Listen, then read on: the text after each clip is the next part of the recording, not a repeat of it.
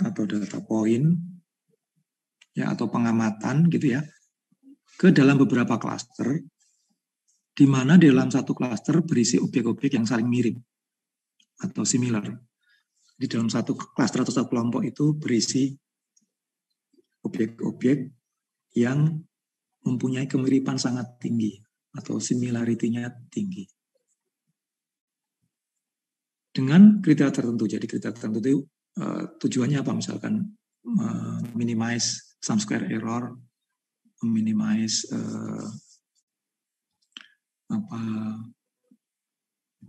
atau memperbesar siluet misalkan gitu, atau meningkatkan nilai Copernic coefficient. Itu nanti kita bahas di dalam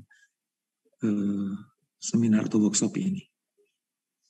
Jadi tujuan clustering adalah mengelompokkan objek ke dalam beberapa klaster. Nah, klaster-klaster yang terbentuk mempunyai karakteristik yang mirip.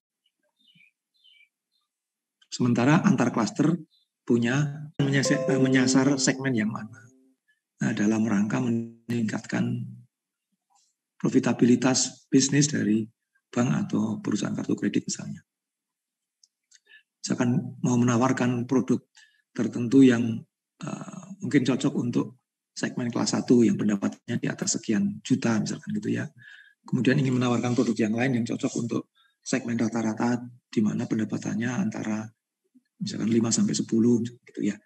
Dan seterusnya. Jadi contoh pemanfaatan clustering untuk bisnis seperti itu. Mungkin juga untuk urusan demografi ya, pengelolaan penduduk. Misalkan pemerintah ingin memberi bantuan sosial, maka penduduk harus dikelompokkan. Yang mampu, kemudian sedang, kemudian kurang atau sangat kurang gitu ya. Nanti kelompok mana yang berhak mendapat bantuan sosial, kemudian kelompok mana yang tidak, dan mana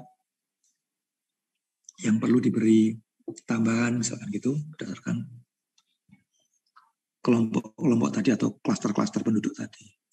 Kemudian juga mungkin pemberlakuan tarif untuk BPJS itu juga misalkan memperhatikan klaster dari penduduk gitu ya. Kemudian mungkin pengelompokan mahasiswa, jadi mahasiswa bisa dikelompokkan berdasarkan mungkin IP, uang saku, tempat kos, itu asal SMA, nanti kita lihat pengelompoknya seperti apa, kemudian masing-masing harus di-treat seperti apa agar hasilnya maksimal misalnya gitu. Ini contoh penggunaan clustering dalam kehidupan sehari-hari. Bisa juga untuk hal-hal yang sangat misalkan saintifik ya, mengelompokkan penderita kanker misalkan itu, mengelompokkan jenis-jenis bunga misalkan gitu. Nah, similarity atau kemiripan itu lawan dari dissimilarity atau ketidakmiripan. Jadi kemiripan, similarity ini menunjukkan hal-hal yang sama ya. Misalkan dua objek disebut mirip jika misalkan objeknya orang ya atau mahasiswa, jika IP-nya berdekatan, jika uang sakunya hampir sama, jika tempat kosnya kualitasnya berdekatan gitu ya. Jadi kemiripan menunjukkan bahwa dua objek ini bisa menjadi satu kelompok gitu ya. Lawannya adalah dissimilarity, ketidakmiripan. Nah, dalam bahasa matematika, kemiripan ini bisa sering diwakili dengan cosine atau cos. Cos itu besarnya 0 sampai 1. Ketika dua objek overlapping atau sudutnya 0, itu kosainnya 1. Artinya kalau mereka itu overlapping berarti mirip karena kosainnya 1. Kalau dua vektor itu atau dua objek itu tegak lurus 90 derajat, kosainnya 0. Artinya tidak saling mirip. Ya, jadi kosain itu makin besar, makin mendekati 1 berarti objeknya semakin mirip. Selama ini kalau kita belajar kosain seakan-akan hanya urusan sudut, padahal dari sisi interpretasi dia bisa juga digunakan sebagai ukuran kemiripan. ya, atau ukuran kedekatan. Semakin besar nilai kosain, semakin mirip kedua objek. Ya, jadi kalau dua objek itu misalkan dalam format kartesian itu ya 1, 0, 1, 0 gitu ya. Jika dua objek koordinatnya 1, 0 dan 1, 0, berarti dia membentuk sudut 0 derajat. Itu kosainnya adalah 1. Itu berarti saling mirip. Atau mirip sama sekali, mirip, sama, persis. Ya. Ketika membentuk sudut 45, berarti sudutnya setengah gitu ya. Berarti mereka punya kemiripan yang ya di tengah-tengah, antara mirip dan tidak. Dan kalau 1, 0 dan 0, 1, 1, 0 ke kanan, 0, 1 ke atas, 90 derajat berarti tidak ada kemiripan. Atau kalau dilihat korelasinya 0 gitu ya. Jadi kosain ini menunjukkan ukuran kemiripan. Jadi kosain itu bisa dirumuskan sebagai X transpose X dibagi dengan besarnya vektor X kalikan besarnya vektor Y. Ya, jadi kalau ada dua objek, jadi X dan Y misalkan objek dalam dua variabel, nilainya 10, 5, 20, 20. Jadi objek X, objek Y, atau objek A, objek B, dia kalau dicari kosainnya bisa pakai rumus ini. 10, 5 transpose kalikan 20, 20 dibagi besarnya masing-masing vektor. Nah, ternyata nilainya 0,94, jadi mendekati 1. Berarti dua objek ini saling mirip. Gitu ya. Jadi semakin mendekat 1 berarti saling mirip. Bisa juga dua objek dilihat korelasinya. Kalau korelasinya mendekati 1 berarti mirip. Kalau korelasinya mendekati 0 berarti tidak saling mirip, atau kalau korelasinya mendekati -1 arahnya sama besarnya sama tapi arahnya berbeda. Jadi tidak mirip. Kovarian dan korelasi ini hampir sama, cuma kovarian ini tidak ada batasnya, bisa sebesar apapun. Kalau korelasi antara -1 sampai 1. Jadi korelasi adalah kovarian yang distandardize, yang distandarkan. Ini adalah ukuran similaritas atau kemiripan, cosine, correlation, covariance. Nanti kalau Bapak Ibu membuka software, di sana ada pilihan mau menggunakan apa, gitu ya, untuk mengukur jarak antar objek, antar titik data itu bisa memilih cosine, correlation, covariance, atau menggunakan ukuran jarak. Kalau cosine tadi semakin besar semakin mirip, kalau jarak itu semakin besar semakin tidak mirip. Jadi jarak dua objek itu kalau jauh berarti mereka tidak mirip. Jadi jarak adalah ukuran ketidakmiripan atau dissimilarity. Ya. Jadi kalau ingin melihat mirip atau tidak, ya jaraknya harus dekat. Jadi semakin dekat jarak, semakin mirip, semakin besar jarak, semakin tidak mirip. Jadi jarak itu adalah ukuran ketidakmiripan. Oke. Jadi ada 3 yang sering dipakai, ada jarak yang lain, ada misalkan Mahalanobis gitu ya, ada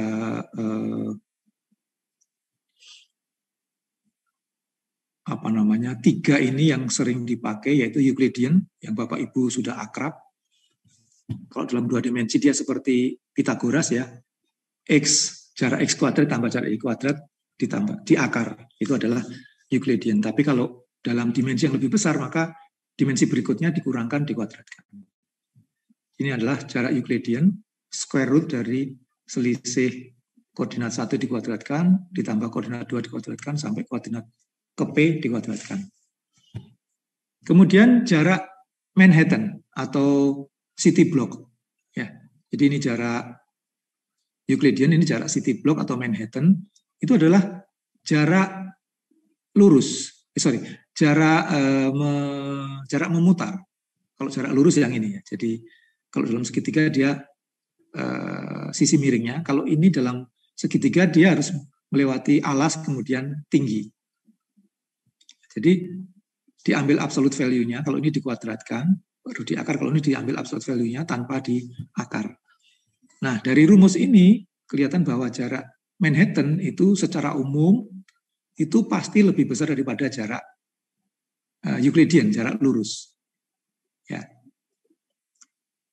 Jadi sering disebut Manhattan City Block atau L1 norm, ini L2 norm,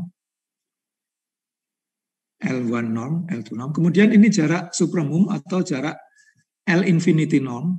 Jadi jarak dua objek X dan Y Kalau tadi objek I dan J ini, objek X dan Y, ini mewakili hal yang sama ya, I dan J ini X dan Y, itu adalah maksimum dari selisih dimensi yang ada. Jadi misalkan dalam 2 dimensi, itu selisih yang X-nya atau Y-nya yang lebih besar, itu yang diambil sebagai jarak. Jadi misalkan mengukur jarak antara 2 mahasiswa, itu ada IP, ada TOEFL, ada uang saku. Selisih mana yang paling besar itu yang dipakai untuk mewakili jarak. Ya, jadi di sini ada variabel yang paling dominan untuk mewakili jarak 2 objek. Nah, kapan jarak-jarak ini harus dipakai, gitu ya?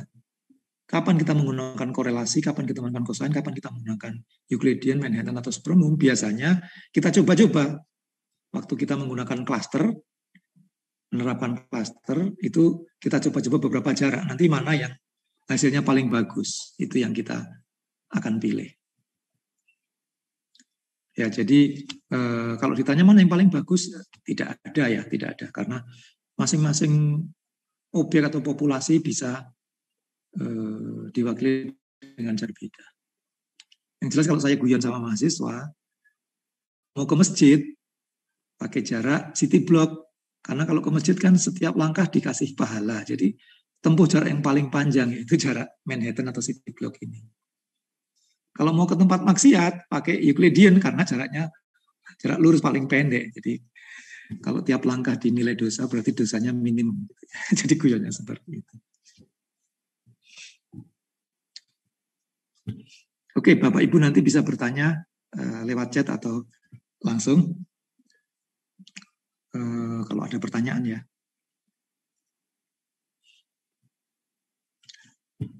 Kita lihat contoh ini yang sering dipakai dalam studi data mining, data iris, Fisher iris. Jadi dulu Fisher tahun 36 ini yang menggunakan data ini. Fisher yang menemukan linear determinant analysis ya. Menggunakan bunga, data bunga yang disebut bunga iris. Di mana bunga iris ini punya atribut atau variabel sepal length, sepal width, petal length, dan petal width. Jadi panjang sepal, lebar sepal, panjang petal, dan lebar petal. Jadi si Fisher ini mencatat ada 150 objek atau titik data. Jadi barisnya ini objek, kemudian kolomnya adalah variabel atau atribut. Kemudian kolom terakhir ini adalah kelas dari masing-masing bunga ini. Jadi sebenarnya ada 3 kelas, ada setosa, virginica, dan versicolor. Setosa, bukan santosa ya, setosa, kemudian versicolor dan virginica. Ini dalam sampel kecil ini saya lihatkan ini, jadi ada setosa, versicolor, virginica. Di data irisnya ada 150 objek, 150 titik data, 150 pengamatan. Ya, jadi observation, kemudian objek, data point adalah hal yang sama. 50 masuk kelas setosa, atau 50 masuk kelompok setosa, 50 data point masuk virginica, 50 data point masuk versicolor. Jadi datanya imbang, 50 setosa, 50 versicolor, 50 virginica. Nah, ini sering dipakai sebagai data untuk menguji algoritma clustering atau algoritma klasifikasi. Anda lihat yang disebut petal ini yang mana, ini ya, kemudian yang dimaksud sepal yang mana, ini. Nah, dari 4 atribut, 4 karakteristik ini, kemudian bisa dikelompokkan. Nah, aslinya, klaster itu adalah mengelompokkan tanpa kita tahu labelnya dulu. Jadi memang datanya itu tidak ada kelas atau label ini. Jadi kita diberi data, silakan dikelompokkan, gitu ya. Nah, di sini kebetulan sudah ada kelasnya atau ada labelnya. Jadi nanti kalau kita belajar clustering bisa dipakai untuk validasi. Apakah hasil cluster kita sesuai dengan kelas sesungguhnya atau tidak. Atau kelompok sesungguhnya atau tidak. Nah, software statistik atau data mining biasanya data AIS ini sudah input di dalam, jadi nanti kita bisa panggil karena sudah masuk dalam software mereka gitu ya.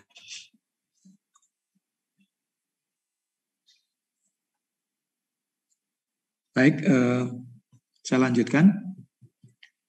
Mudah-mudahan saya tidak terlalu cepat.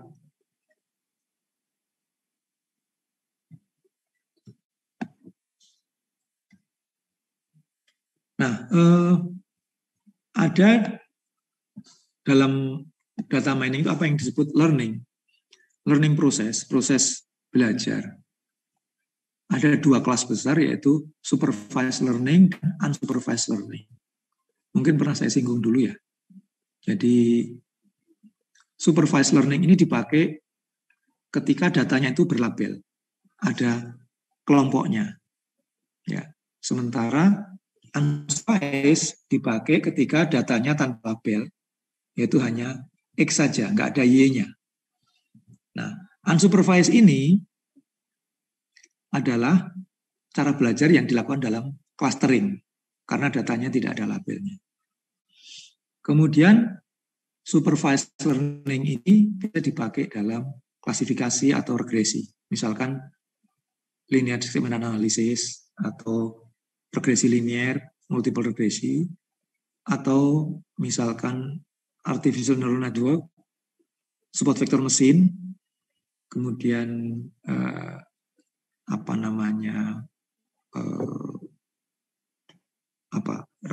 regresi logistik gitu ya, atau ada lagi bias ya, bias untuk pengelompokan itu naive bias ya, naive bias itu adalah masuk dalam supervised learning. Jadi data nanti dibagi dua atau dibagi tiga kadang-kadang, tapi umumnya dua, training dan testing atau training dan validasi. Jadi kalau kita punya data, kita bagi dalam set training, set validasi, set testing, atau dua saja, set training dan set testing atau validasi. Jadi training data itu untuk membuat model, ya, membuat model. Kemudian testing data atau validasi data itu untuk menguji model. Nah, jadi model setelah kita bangun perlu kita uji bagaimana tingkat errornya, bagaimana tingkat akurasinya.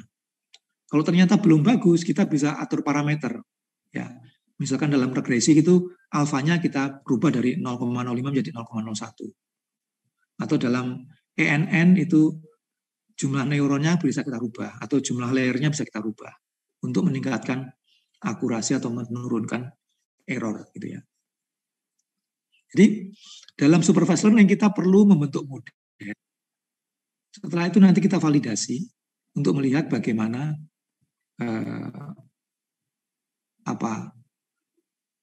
mutu atau kualitas dari model kita. Gitu ya.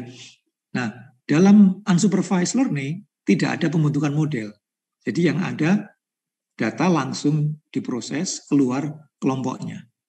Ya. Jadi clustering atau self-organizing map, ini juga clustering tapi dalam bentuk gambar. Jadi masuk dalam kategori unsupervised learning. Ya, jadi kita akan belajar yang di bawah ini, data tanpa label. Jadi ada tahap training maupun testing, jadi langsung data dimasukkan ke metode kita, keluar hasilnya. Dari situ kita lakukan analisis. Jadi tidak ada proses validasi ini.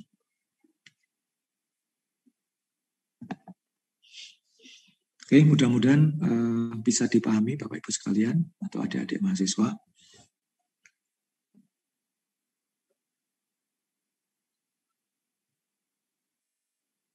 Kita lanjutkan. Pendekatan clustering itu ada beberapa, tapi hari ini kita hanya belajar dua. Nah, yang pertama partitioning. Jadi partitioning ini berarti mengelompokkan objek dalam partisi-partisi, gitu ya. Nah, dengan cara tertentu nanti setiap partisi itu akan berisi objek-objek yang saling mirip. Nah, partitioning ini diawali dengan menentukan berapa jumlah klaster yang kita inginkan. K-nya berapa, jumlah klasternya berapa. Nah, setelah itu kita tentukan pusat klasternya di mana, di awalnya. Kemudian objek atau titik data akan dikelompokkan berdasarkan pusat klaster yang paling dekat. Nah, partitioning ini akan kita lakukan secara iteratif sampai misalkan pusat klaster sudah tidak berubah, atau sampai keanggotaan klaster tidak berubah lagi, atau sum square error-nya sudah sangat kecil, gitu ya. Partitioning ya. Kemudian hierarki. Hierarki ini dimulai dengan semua titik data itu sebagai klaster dengan anggota dirinya sendiri. Ya, itu sering disebut sebagai pendekatan aglomeratif, ya, atau sering disingkat AGNES. Adalah hierarki dimulai dengan setiap data atau titik data adalah klaster dengan anggota dirinya sendiri. Kemudian dihitung jarak antar titik data. Untuk semua titik data dihitung jarak antar mereka, kemudian diklasterkan untuk dua data atau dua objek yang paling dekat, itu jadikan satu klaster. Nah, kemudian dilanjutkan lagi, berikutnya data mana yang jaraknya dekat diklasterkan lagi. Dilanjutkan sampai nanti terakhir hanya ada satu klaster. Nah, dalam tahapnya itu bisa saja satu klaster yang berisi dua objek dikelompokkan dengan objek yang lain. Jadi dua klaster digabung jadi satu. Gitu ya. Ini kalau kita lanjutkan terus nanti semua akan mengelompok jadi satu klaster. Biasanya hierarki ini akan ditunjukkan dalam pohon klaster atau dendrogram. Jadi nanti kelihatan pohonnya akan dipotong di mana, itu menentukan jumlah klasternya berapa.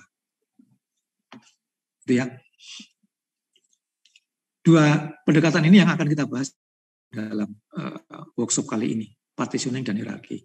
Tapi sebagai informasi ada juga pendekatan clustering yang cukup baru, walaupun juga sudah agak lama, yaitu density based approach. Jadi ini mengelompokkan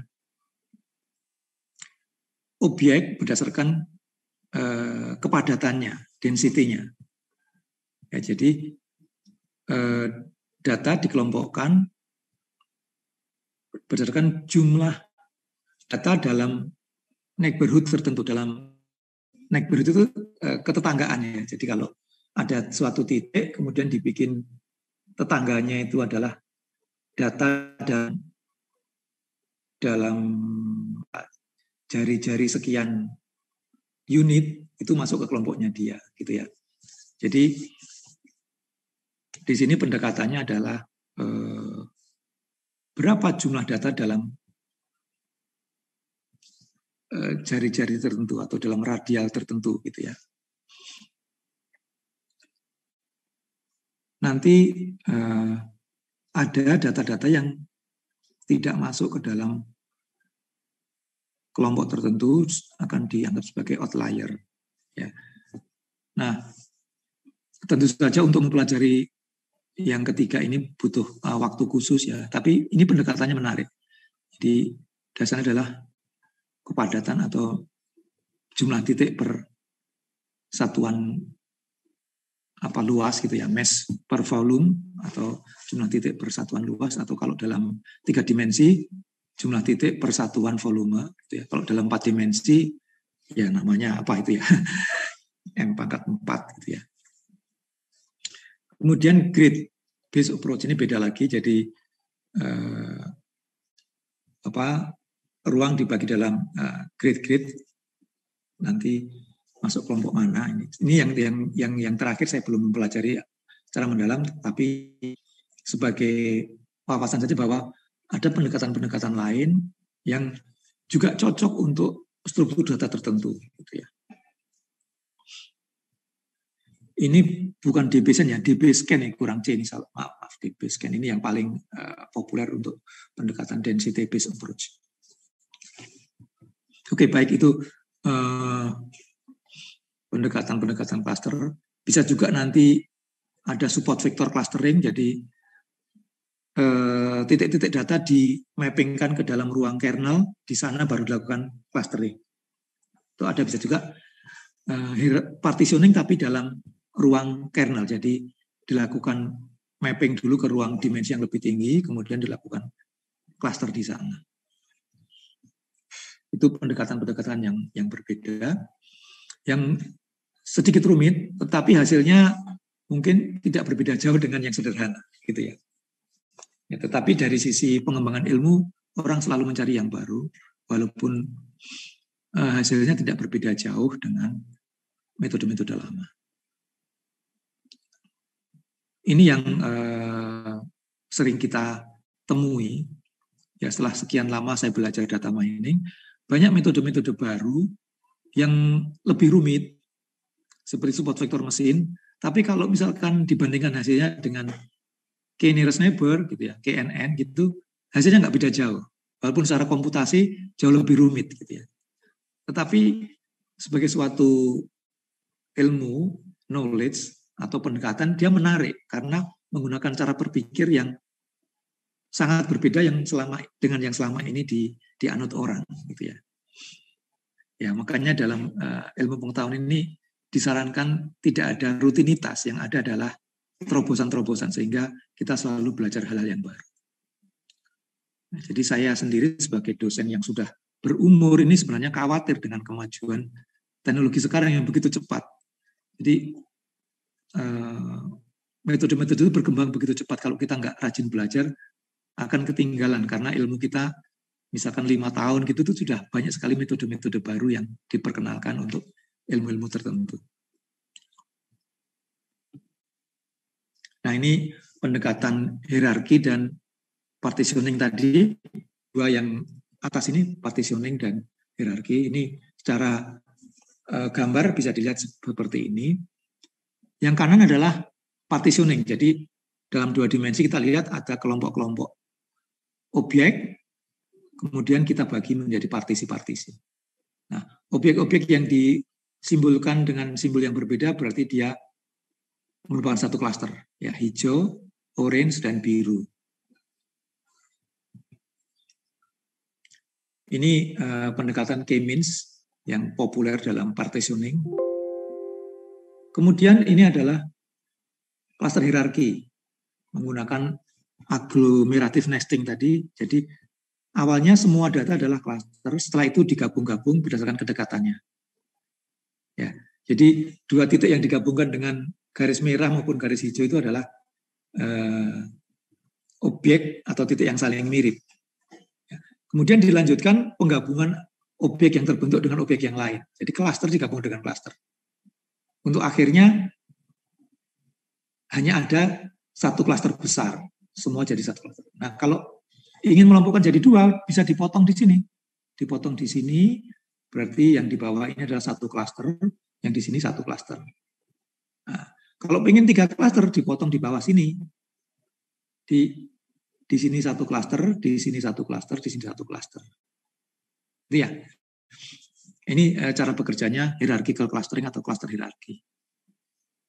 Nah, kalau kebalikan dari agglomerative nesting ini disebut dengan Diana, divisive analysis. Itu awalnya semua jadi satu klaster, kemudian dipecah-pecah menjadi masing-masing objek satu klaster. Jadi kalau Agnes itu arahnya ke atas, kalau Diana divisive analisis itu arahnya ke bawah sini. Tapi hasil akhirnya akan sama, cuma cara pendekatannya yang berbeda. Nah, jadi ini 2 pendekatan yang akan kita pelajari hari ini. Ini partitioning, ini hierarki. Mudah-mudahan bisa diikuti dengan mudah oleh Bapak, Ibu, adik-adik sekalian.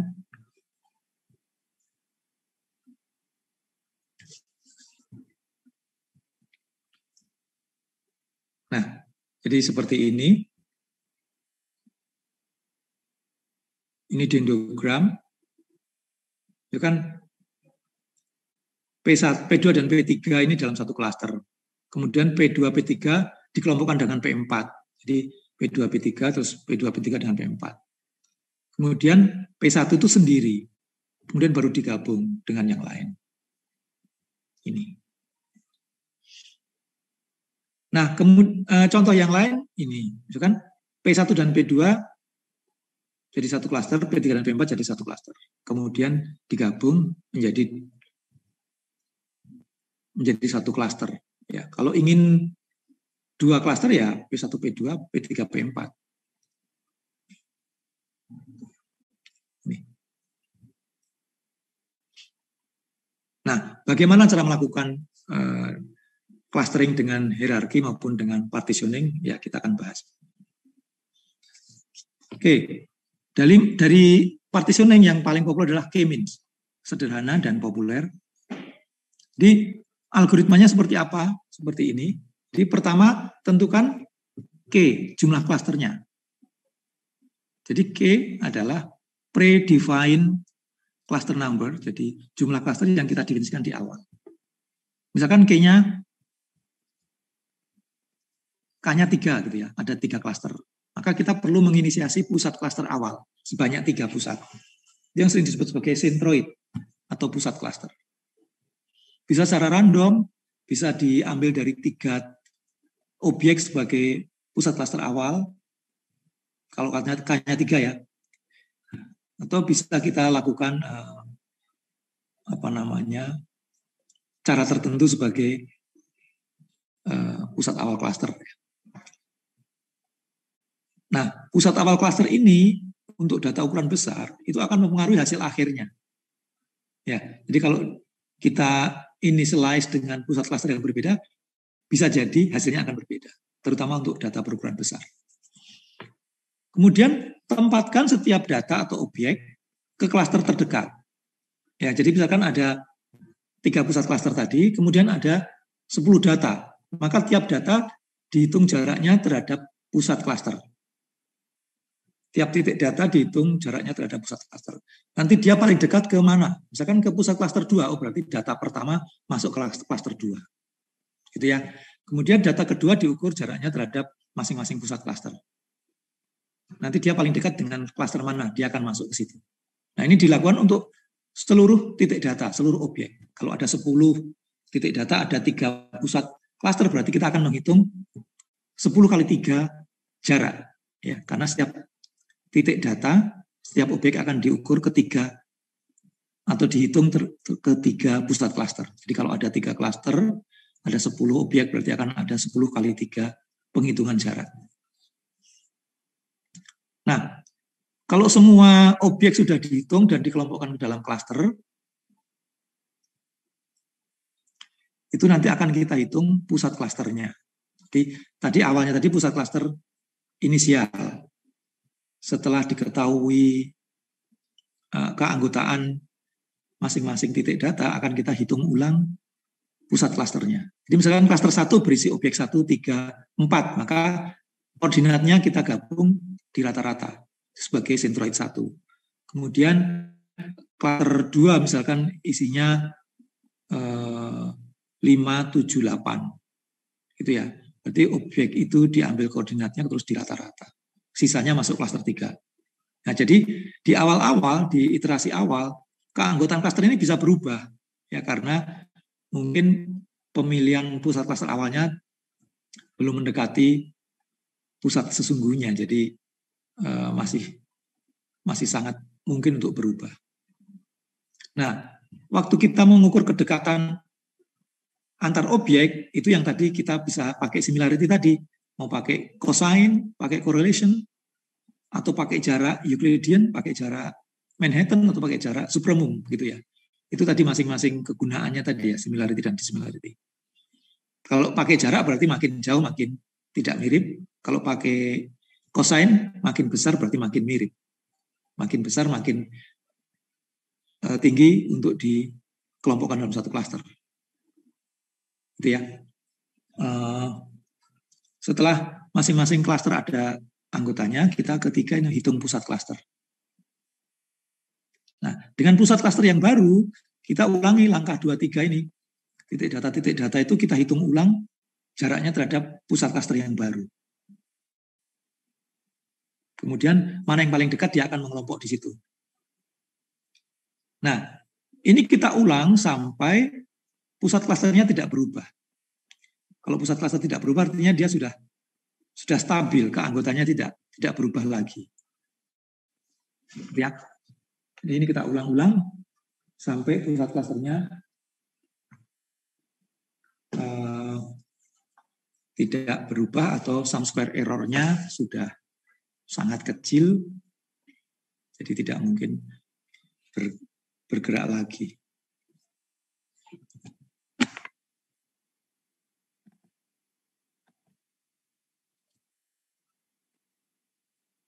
Nah,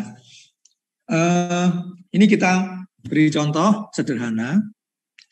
Saya gunakan Excel untuk melakukan penghitungan, tapi nanti prakteknya kita bisa menggunakan MATLAB atau R atau Python ya. Misalkan kita punya objek A, B, C, D, E sampai J. 1, 2, 3, 4, 5, 6, 7, 8, 9, 10. 10 objek. Kemudian ini dimensi 1, dimensi 2, atau variabel 1, variabel 2. Ini nilai masing-masing dimensi atau koordinat atau variabel. Ya, kita akan melakukan proses K-means, clustering. Misalkan kita secara sengaja menentukan B 34 ini sebagai pusat awal dan 74. Jadi kita bagi dalam dua klaster. Pusat awalnya 34, 74 dalam dua dimensi ya.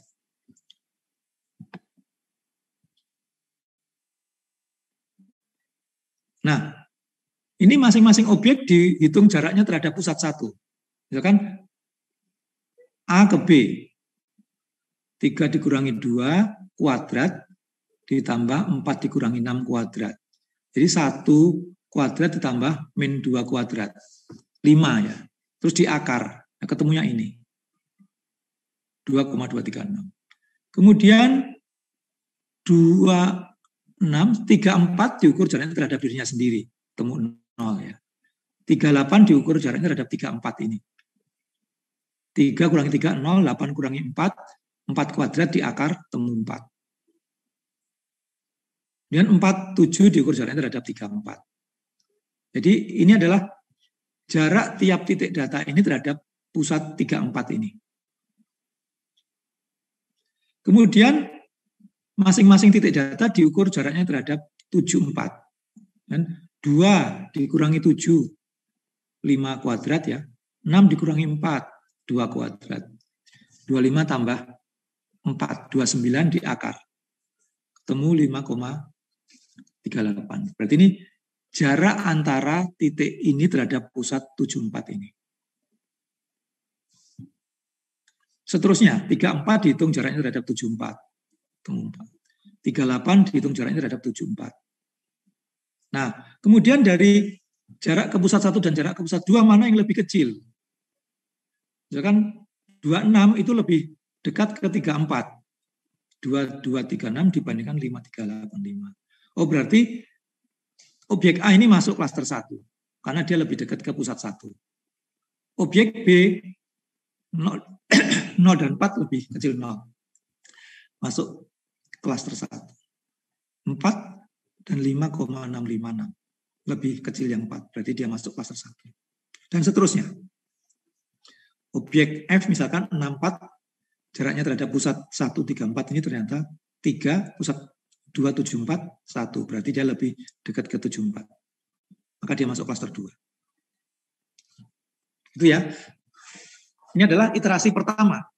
Belum selesai ya, karena masih ada kemungkinan pusat klasternya akan berubah. Nah, di iterasi kedua kita lihat yang masuk klaster 1 itu data keberapa?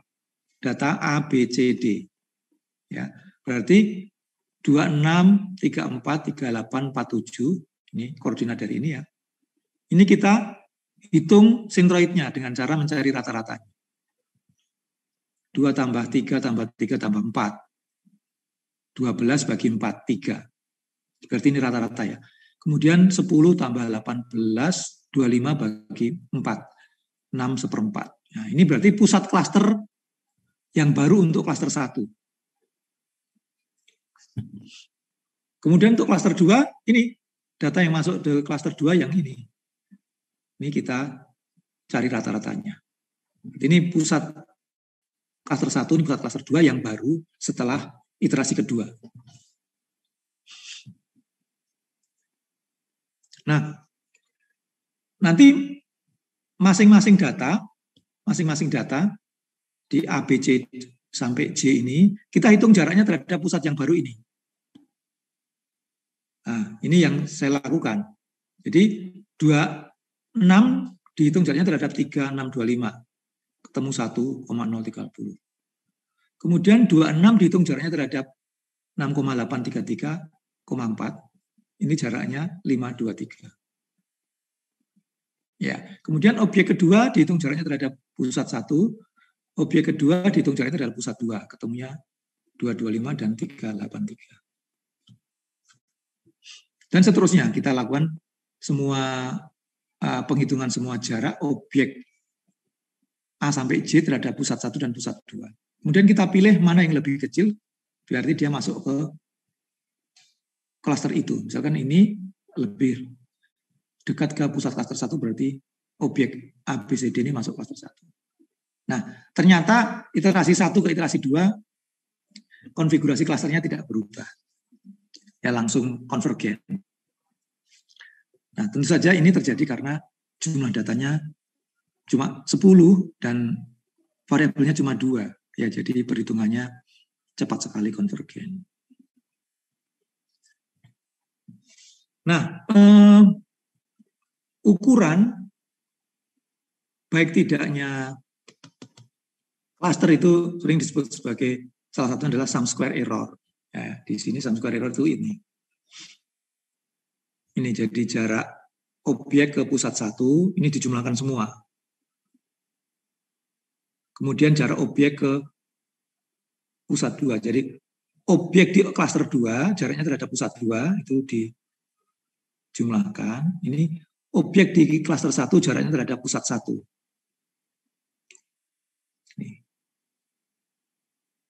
Nah, jadi dari sini klaster 1 diketahui anggotanya mana. Kemudian di iterasi 2, kita bisa menghitung lagi sum square error-nya berapa. Ini ditotalkan. Oh, ini ke pusat 1 ya, ini pusat 1 ini, sorry.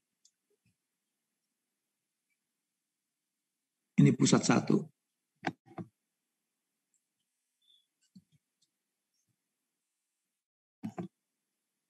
Ya, totalnya 6,28, kemudian ini totalnya 7,723. Jadi total sum square-nya adalah 14, sekian. Anda lihat bahwa SSE dari iterasi 1 ke iterasi 2 turun. Artinya apa?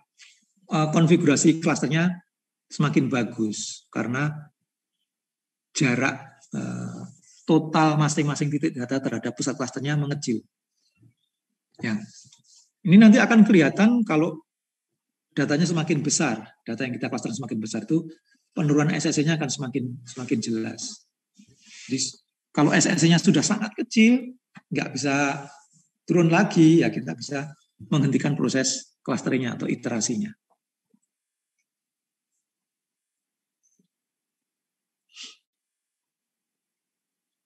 Nah, K-means ini adalah salah satu dalam partitioning clustering, salah satu metode, itu bisa dirubah atau variansinya apa? Variannya apa? Bisa kita pakai K-median. Jadi pusat klasternya bukan rata-rata, tetapi median dari anggota klaster. Titik tengah dari anggota klaster. Ya. Jadi kita mengikuti algoritma yang sama, tetapi waktu menentukan pusat klaster, kita tidak pakai rata-rata, tapi menggunakan median. Tidak menggunakan means, tapi median.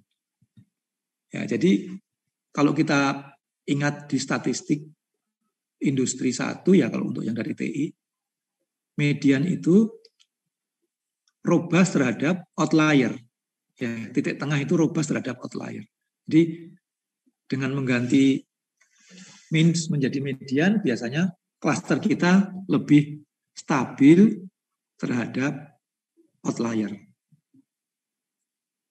Artinya tidak mudah berubah konfigurasinya gara-gara ada outlier. Atau varian yang lain adalah K-medoid. K-medoid ini adalah kelanjutan dari K-means, di mana pusat klasternya itu bergerak. Jadi tidak cuma dipilih pusat 1, 2 gitu ya. Tetapi dicoba 1 dan 2, kemudian setelah itu 2-nya dirubah. Misalkan ini dari 74 dirubah menjadi 73. Nanti SSC-nya turun atau tidak. Kalau turun berarti diganti, 74 diganti dengan 73. Nah, kalau turun setelah itu 34 diganti dengan 26. Dengan pusat 2 tetap 73, yang di sini diganti. Gitu ya. Nanti terjadi penurunan SSC atau tidak. Kalau turun, berarti pusatnya dirubah. Kalau tidak, pusat yang lama tetap dipakai. Jadi, K-medoid mengganti-ganti pusat seperti itu sampai SSC-nya paling kecil.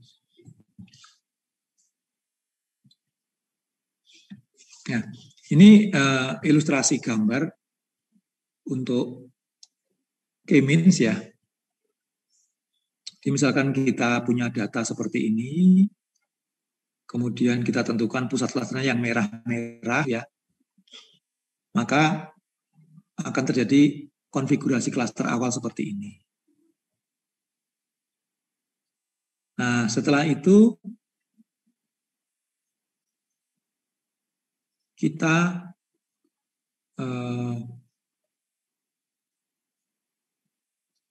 update pusat klasternya. Jadi semua data yang masuk klaster 1 kita rata-rata ketemu pusatnya di merah ini misalkan. Kemudian kita yang di klaster 2 kita rata-rata pusatnya di sini atau centroid. Nah, dengan begitu ada kemungkinan data ini titik biru tua ini akan pindah ke klaster sini. Jadi awalnya dia ikut kelompok ini kemudian dia pindah ke sini. Setelah itu kita akan hitung lagi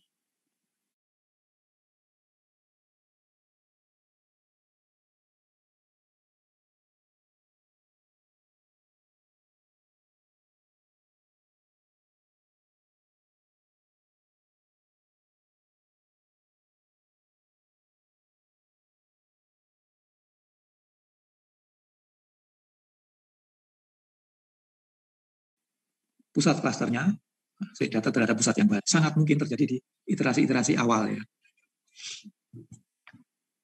Dan ini kita bicara data dengan 2 dimensi ya, X1, X2, jadi bisa digambar. Pada kenyataannya kan data itu dimensinya bisa sangat banyak. Jadi tidak semua bisa divisualisasi seperti ini.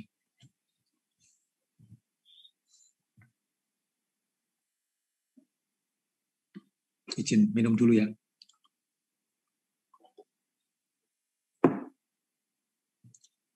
Sambil Pak Budi break sebentar, teman-teman dan Bapak Ibu jika ingin bertanya bisa menggunakan fitur kolom chat di Zoom ya. Terima kasih.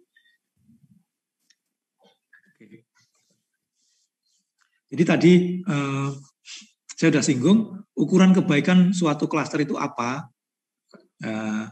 Tadi klaster K-means tadi ya. Ada sum square error tadi, jumlah jarak total setiap objek ke pusat klasternya. Ini dengan rumus ini ya. Sum square error sama dengan sigma J sama dengan 1 sampai K, di mana K adalah banyaknya klaster. Jadi J sama dengan I sampai K, berarti pusat klasternya berubah dari I sampai K. Kemudian sigma I sama dengan 1 sampai NJ, NJ adalah anggota klaster J, jumlah anggota klaster J. Dari XIJ, di data ke I pada klaster J dikurangi pusat klaster di klaster J. Ya, pusat di klaster J. Ini dikuadratkan. Ini menggunakan jarak Euclidean ya. Nah, artinya apa? Kita meminimumkan jarak dari masing-masing titik data terhadap pusat klasternya. Jadi semakin kecil SE semakin bagus hasil klaster kita. Ya, jadi XIJ adalah objek ke I pada klaster J. CJ adalah pusat klaster J atau sentroid ke J. K adalah jumlah klaster. NJ adalah banyak objek dalam klaster J. Jadi jelas ya. Ini salah satu ukuran kebaikan suatu hasil klaster. Yang kedua adalah siluet. Apa itu siluet? Siluet adalah ukuran kemiripan suatu objek terhadap objek lain dalam satu klaster.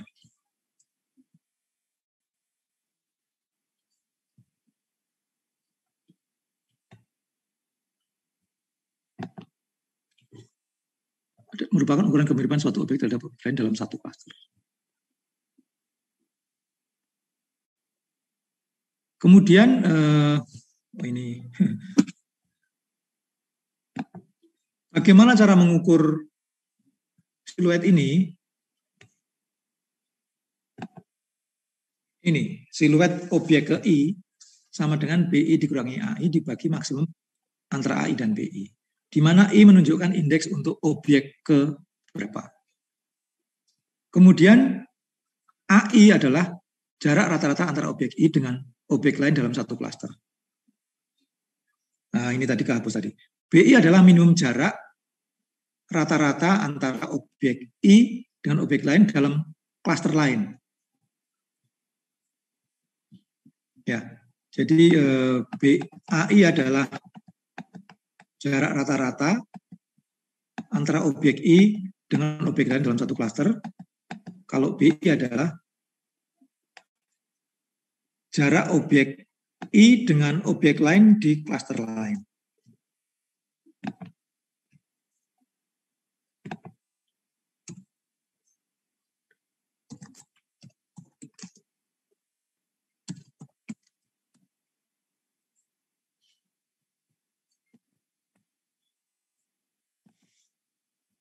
Nah,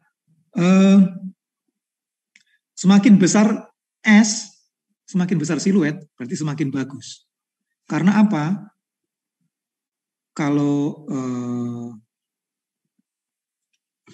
S-nya itu besar, artinya bisa yang dibagi ini, pembilangnya ini besar. Kalau pembilangnya besar, apa? AI-nya ini kecil. AI kecil berarti jarak antara objek dengan pusatnya itu adalah, objek dengan objek lain dalam satu klaster itu kecil.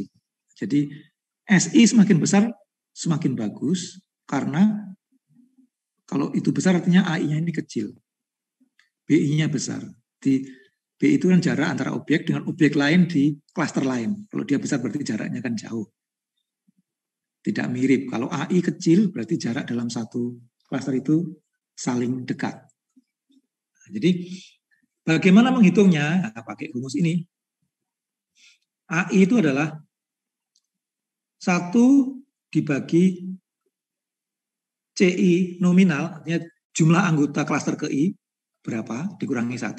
Di objek itu sendiri nggak dihitung ya. Jadi misalkan di klaster 1 itu ada 5 objek, maka I sendiri nggak dihitung, tinggal 4 dikalikan dengan jarak masing-masing objek I ke J, di mana I dan J-nya nggak sama dalam satu klaster ya.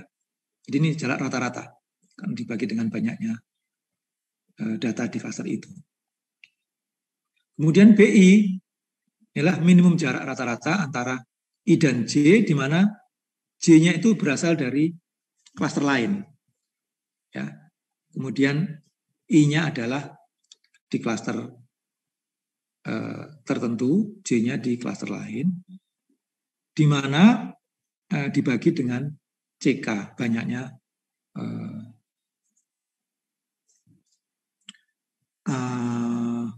anggota klaster di klaster K.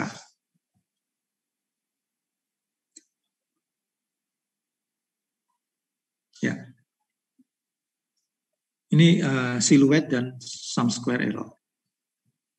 Biasanya ini nilainya searah ya, senada ya. Kalau siluetnya besar, SSE-nya juga kecil.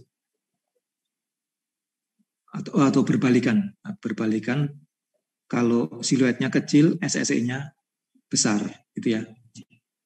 Jadi SSE itu semakin kecil semakin bagus, siluet semakin besar semakin bagus.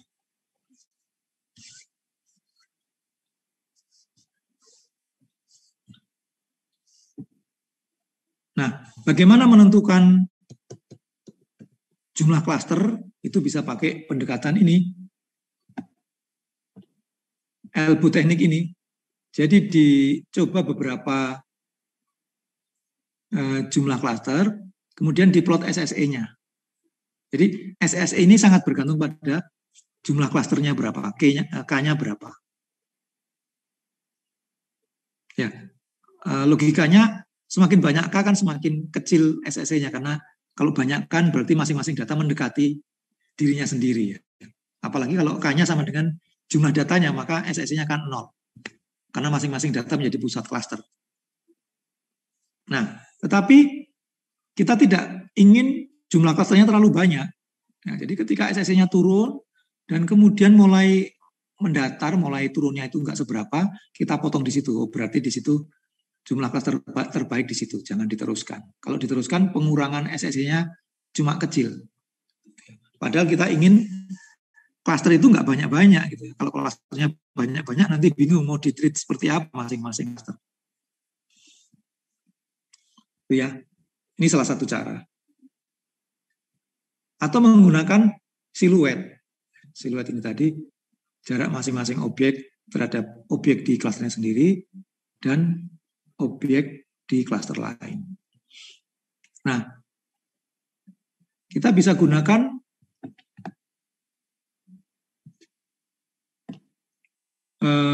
siluet seperti ini. Misalkan klasternya 2, siluetnya seperti ini gambar siluetnya ya.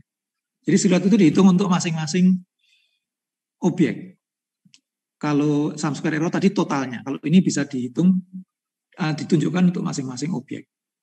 Jadi ketika klasternya 2, siluetnya seperti ini. Nah, ini garis merahnya adalah rata-rata dari siluet. Nah, ketika ada banyak data jauh di bawah siluet, berarti ada data yang mengelompok dengan data lain yang kurang cocok, ya, karena siluetnya kecil, kurang dari rata-rata siluet. Nah, ketika klasternya 3, ini semakin bagus, karena banyak data yang lebih mendekati rata-rata siluet. Nah, 4 juga bagus. Nah, kalau 5 ini, klaster 1 dan 3 ini terlalu banyak data yang siluetnya terlalu kecil. Kalau dinaikkan lagi, semakin banyak yang data yang siluetnya kecil. Nah, dari visualisasi seperti ini kita bisa memilih kira-kira K sama dengan 3 itulah pilihan yang bagus, 3 atau 4 gitu ya. Pilihan yang bagus. Oke, saya kira sementara begitu dulu. Kalau ada pertanyaan nanti setelah itu kita lanjutkan lagi, Pak Rama. Monggo kalau ada yang bertanya. Ya, ada pertanyaan dari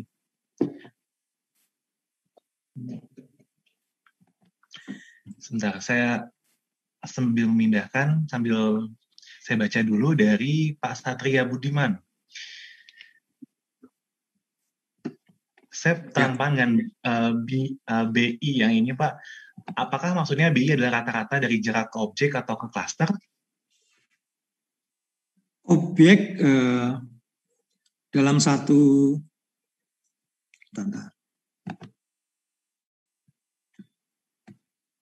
minimum jarak rata-rata objek lain di klaster yang lain. Sorry, ini kurang, objek lain di klaster yang lain. Jadi J ini adalah anggota klaster lain.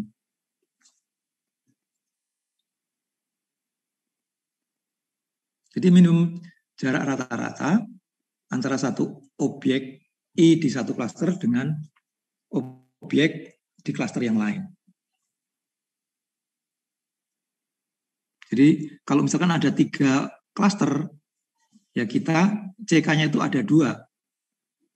Klaster 2 dan 3, nanti jaraknya dibagi jumlah anggota klaster di 2, dan nanti jumlah klaster di klaster 3. Gitu. Ini jadi kurang objek ke objek lain di klaster yang lain. Ya. Silakan pertanyaan yang lain. Ada 2 pertanyaan lagi, saya bacakan saja. Yang pertama dari Pak Jeki. Beliau adalah mantan mahasiswa Bapak ketika di NTUST, Teknik Industri, Taiwan. Pertanyaannya tentang bagaimana cara memvalidasi klaster dan minimum requirement parameternya. Itu yang pertama. Yang kedua, beliau juga pernah menggunakan aplikasi WEKA. Apa bedanya dengan R dan MATLAB dari sisi hasil dan validasinya? Oke. Jadi memvalidasi ini bisa menggunakan pendekatan matematis tadi dari, kalau K-means tadi dari SSE maupun dari siluetnya, atau kita bertanya pada expert sesuai bidangnya. Misalkan kita mengelompokkan penyakit, misalkan kanker gitu ya, kita tanya ke dokter yang ahli kanker. Kira-kira kalau penderita kanker itu bisa dikelompokkan menjadi berapa kelompok, K-nya berapa, gitu ya. Itu adalah validasi praktikal ya, bertanya kepada expertnya. Atau kita ingin mengelompokkan penduduk, enak aja dikelompokkan menjadi berapa kelompok. Kita tanya kepada ahli demografi, teman-teman K-nya. Atau secara matematis tadi menggunakan SSE atau siluet tadi. Nah, bedanya R MATLAB dengan WK. Kalau WK itu sudah aplikasi jadi ya. Jadi kita tinggal masukkan data, kita pilih metode mana, parameternya apa, nanti akan keluar hasilnya. Nah, kalau di R dan MATLAB itu kita selain ada beberapa aplikasi yang sudah bisa dipakai, kita juga bisa mengcoding sendiri. Ya, kita bisa mengcoding sendiri sesuai dengan keperluan kita. Ya, nah, kadang-kadang kita tidak puas kalau menggunakan aplikasi yang sudah jadi gitu ya. Jadi kita ingin membuat sendiri. Di R dan MATLAB sangat terbuka. Kalau WK itu sudah jadi. Jadi gitu, Pak Jeki Chin ya. Iya. Lalu ada pertanyaan dari Pak Boni Laksito. Apakah teknik clustering dengan data ini misalkan dalam grup teknologi GT dalam pembentukan grup part mesin? Oke, ini pertanyaan bagus. Sebenarnya clustering ini kan berlaku umum, objeknya bisa bermacam-macam ya. Sejauh di dalam grup teknologi itu memang mesin atau partnya itu memang bisa dikuliti ya, variabelnya apa saja dan masing-masing ada nilainya, maka kita bisa mengklasterkan. Karena nanti part atau mesin yang punya karakteristik yang mirip akan terwakili oleh nilai-nilai dari variabelnya. Ya. Dan perlu diingat bahwa clustering ini adalah teknik multivariate, artinya variabelnya lebih dari satu. Kalau cuma satu dari satu kan mulai ada pertentangan. Di variabel satu mirip tadi, di variabel duanya enggak. Ya, itu gimana gitu kan ya. Jadi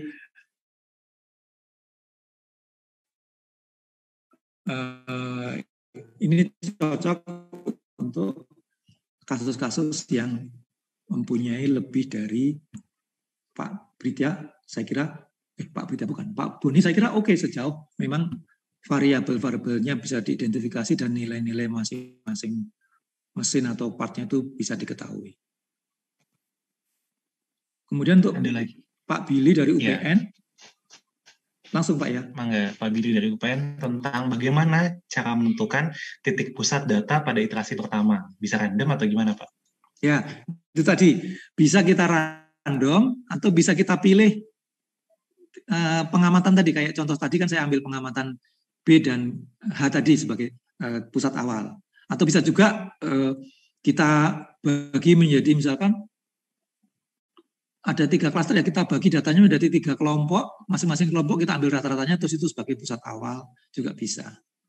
Itu secara random juga oke, cuma secara random itu biasanya butuh proses lebih panjang karena randomnya ini kadang-kadang jauh dari distribusi datanya, gitu ya. Kemudian Pak Indra Jacobales, perbedaan K-mean dan K-median yang tadi, kalau K-means kita menentukan pusat datanya menggunakan means atau average. Kalau K-median kita menggunakan pusat datanya dengan menggunakan menghitung. Jadi kalau ada diketahui. Yang kedua, clustering hierarki atau hierarchical clustering. Ini kita menggunakan pendekatan ini aja ya, pendekatan yang aglomeratif, yang dimulai dari setiap data merupakan cluster. Jadi misalkan kita punya 5 objek, berarti ada 5 cluster di awalnya. Kemudian dihitung jarak antar objek. 1 ke 2 berapa, 1 ke 3 berapa, 1 ke 4 berapa, 1 ke 5 berapa. 2 ke 3 berapa, 2 ke 4 berapa, 2 ke 5 berapa. 3 ke 4 berapa, 3 ke 5 berapa. Terus 4 ke 5 berapa. Itu kombinasi semua jarak antar objek kita hitung. Kemudian 2 objek yang terdekat jadikan 1 klaster. Ya, misalkan di sini 3, 4 ini paling dekat, dia jadikan 1 klaster. Setelah itu kita lihat objek yang lain. Yang paling dekat 1 dengan 5 jadikan 1 klaster. Setelah itu dilanjutkan gabungan 3, 4 paling dekat dengan 2 jadikan 1 klaster. Setelah itu gabungan 3 objek ini jadikan 1 klaster dengan objek ini. Nah, pada akhirnya akan ada 1 klaster besar. Nah, ketika objek ini digabung jadi 1 klaster, itu di situ kemudian muncul istilah linkage. Bagaimana menghitung jarak suatu objek terhadap gabungan objek. Jadi linkage ini mulai digunakan ketika sudah ada 1 klaster yang berisi lebih dari 1 objek. Kita akan menggunakan rata-ratanya atau menggunakan cara lain. Itu yang kita nanti akan belajar mengenai linkage. Ya. Jadi ini kita ulang-ulang sampai terbentuk sebuah klaster. Ya, jadi hierarki ini berbeda pendekatan dengan K-means tadi, partitioning tadi. Kalau partitioning tadi dimulai dengan pusat klaster awal, kemudian kita masukkan titik data ke pusat yang mana, ke klaster yang mana. Kalau ini dimulai dengan menghitung jarak antar objek, kemudian objek yang dekat digabung jadi 1. Ya, kemudian nanti digabung lagi dengan objek lain yang dekat. Itu kita ulangi sampai semua objek digabung jadi 1. Yang penting adalah kita lihat urutannya ini. Dari situ nanti bisa kita lihat kalau kita ingin membentuk 2 klaster, oh berarti 2, 3, 4 1 klaster, 1, 5 1 klaster. Kalau ingin kita bikin 3 klaster, berarti 3, 4, 1, 5, dan 2. Gitu ya. Jadi dalam klaster hierarki ini, di awal kita tidak menentukan jumlah klasternya berapa. Ya, beda dengan tadi. Jadi di hierarki ini kita bentuk pohon klaster dulu atau dendrogram, setelah itu baru ingin motong di mana, ingin menjadi berapa klaster itu setelah pohonnya jadi. Oke.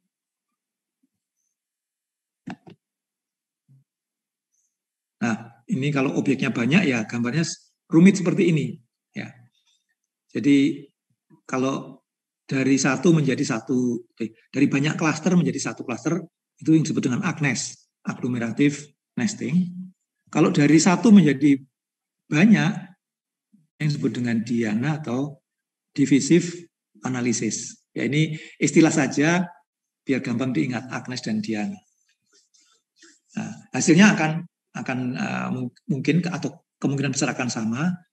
Yang sering dipakai adalah Agnes ini, agglomerative nesting. Ya, dimulai dari setiap titik data adalah klaster, kemudian digabung-gabung.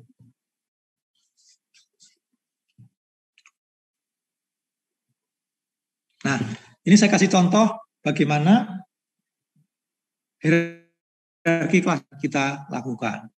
Ya, misalkan kita punya 5 objek dengan variabel X1 dan variabel X2, dan ini nilai masing-masing objek. 10, 5, 20, 20, 10, 10, 15, 5, 10. Nah, pertama kita hitung jarak antar objek. Misalkan 1 dan 1 jaraknya 0. 2 dan 1 itu 20 kurangi 10 kuadrat ditambah 20 dikurangi 5 kuadrat di akar. 100 ditambah 15 kuadrat, 225. 325 di akar, ketemu 18. Gitu ya. 30 dikurangi 10 kuadrat, 10 kurangi 5 kuadrat. 400 tambah 225, 625. Ya, 30 dikurangi 10 kuadrat, 400, 10 dikurangi 5, 25. 425 di akar, ketemu 20,6. Ya, begitu juga 3 dengan 2. Nah, ini dihitung semua kombinasi jarak antar objek. Kemudian kita lihat mana yang jaraknya paling kecil. 5 yang paling kecil. Berarti 3 dan 4 kita gabung jadi satu klaster. Ya, 3 dan 4 kita gabung jadi klaster. Jadi sekarang objeknya tinggal 4 karena 3 dan 4 sudah jadi 1. Nah, jadi 1, 2, 3, 4, dan 5. Kita hitung ulang. 1 ke 2, tetap ya. 1 ke 3, 4 sekarang berubah karena 3, 4 koordinatnya digabung sekarang. 30, 30, 15, 10 berarti jadi 30,12 setengah.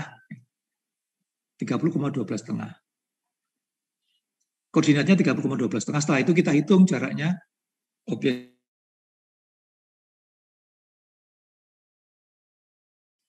Ini. Anda lihat di sini mana yang paling kecil? Oh, 7,1. Oh, berarti 1 dan 5 digabung jadi satu klaster. Ini. Nah, sekarang objeknya turun lagi. Tinggal 3. Karena 1 dan 5 sudah digabung. Nah, 1 dan 5 koordinatnya gimana? 5 tambah 10, 15. 5 tambah 19 dibagi 2. Nah, sekarang kita hitung jarak dari 2 ke 15 berapa? 17,7.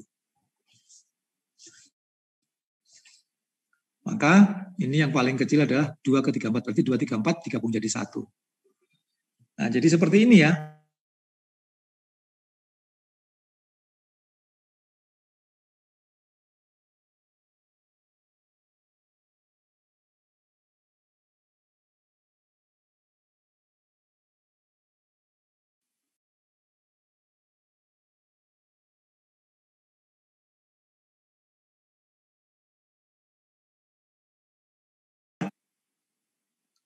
Tadi jaraknya paling rendah 5. Kemudian 1,5 jarak terbesar kedua 7,1. Berikutnya adalah jarak 2 dengan 3,4. Jadi dendrogram ini menunjukkan urutan pengklasterannya sekaligus menunjukkan jarak antar objek atau jarak antar objek dengan gabungan objek. Nah, yang menjadi menarik adalah ketika objek digabung, dia koordinatnya diwakili oleh apa?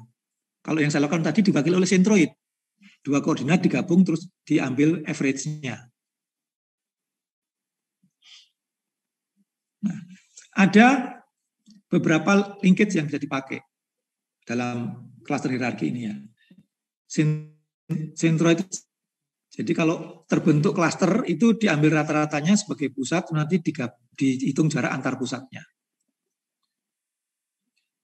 Ya, itu centroid linkage. Kalau single linkage itu 2 klaster ini dihitung jarak terpendeknya.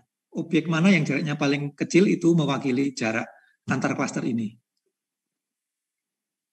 Kemudian kalau complete linkage dihitung objek di klaster 1 dan klaster 2 mana yang paling jauh. Itu mewakili jarak antar klaster ini. Kalau average linkage, jarak semua objek dihitung, setelah itu dihitung rata-ratanya. Rata-rata jaraknya. Average linkage.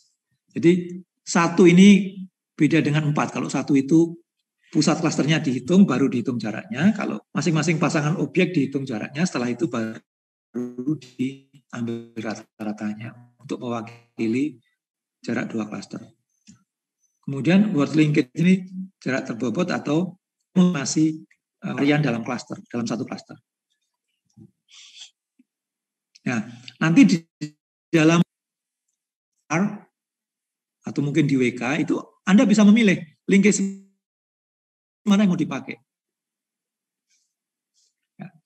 Nah, kenapa muncul ide linkage ini? Ya karena distribusi data ya. Kadang-kadang ada data karena bentuknya misalkan ini ya, ini penjelasan secara grafisnya, secara geometrisnya. Single linkage itu mencari jarak terdekat. Jadi ada objek di klaster 1, ada objek di klaster 2, kita pilih jaraknya dengan jarak terdekatnya. Ya. Kemudian complete linkage itu jarak terjauh. Jadi ada objek di klaster 1, objek di klaster 2, kita ambil jarak terjauhnya untuk mewakili jarak keduanya ini. Kedua klaster ini. Kalau average linkage, kita hitung jarak masing-masing, terus kita ambil rata-ratanya. Atau Anda bisa lihat di sini ya.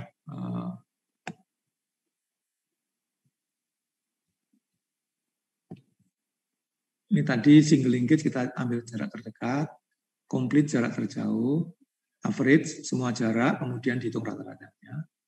Centroid diambil pusatnya atau rata-rata dari ini diambil pusatnya terus diukur. Kalau word ini kita ingin minimasi varian dalam satu klaster. Nah, nanti kita coba-coba di antara semua linkage ini nanti dilihat mana yang paling bagus. Ada ukurannya, ada ukuran kebaikannya itu ada.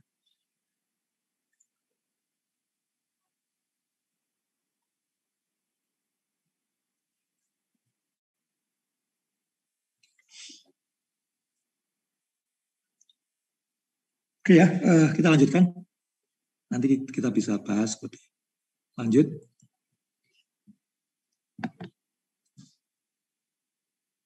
Nah, ukuran kebaikan untuk klaster hierarki itu ada agglomerative coefficient, mengukur berapa kuatnya struktur klaster yang terbentuk. Cuma saya belum menemukan rumusnya. Jadi ini ada dalam software, tapi saya belum menemukan rumusnya. Jadi kalau suatu klaster agglomerative coefficient-nya tinggi, mendekati 1, berarti klasternya bagus. Ya. Sebaliknya kalau agglomerative coefficient-nya mendekati 0, berarti klasternya jelek. Artinya banyak objek yang mengklaster dengan objek lain yang tidak mirip. Atau ada koefisien kopernitik. Ini juga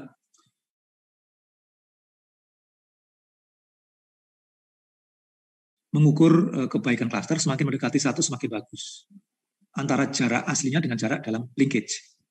Jadi apakah pilihan linkage-nya bagus itu nanti terlihat di copernitic correlation ini. Jadi kalau copernitic correlation-nya besar, pilihan linkage itu mewakili jarak aslinya.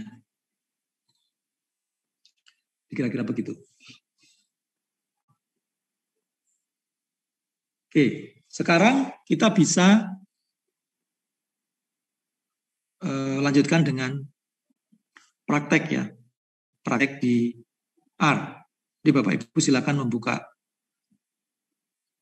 software-nya.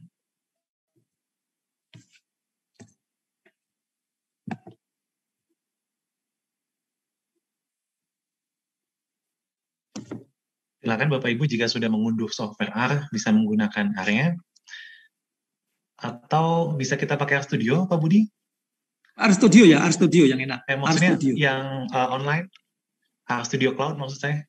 Oh silakan kalau mau menggunakan tuh harus internetnya harus cepat ya. Iya. Silakan membuka RStudio atau cloud-nya juga bisa.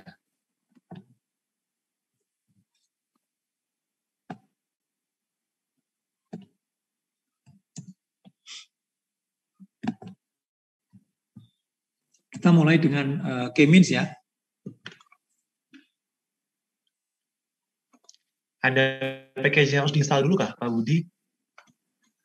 Iya, kemarin saya kirim ke Pak Agung itu ada RStudio sama R Nah, Package. mungkin ada yang belum membaca, peserta di sini boleh diingatkan kembali, package apa yang harus di-install atau di library?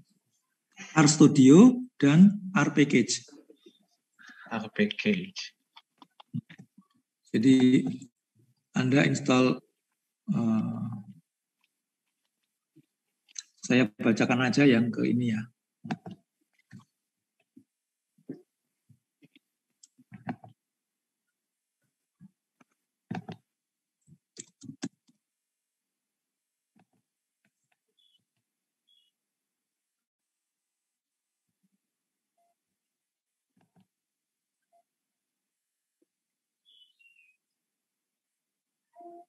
Saya bisa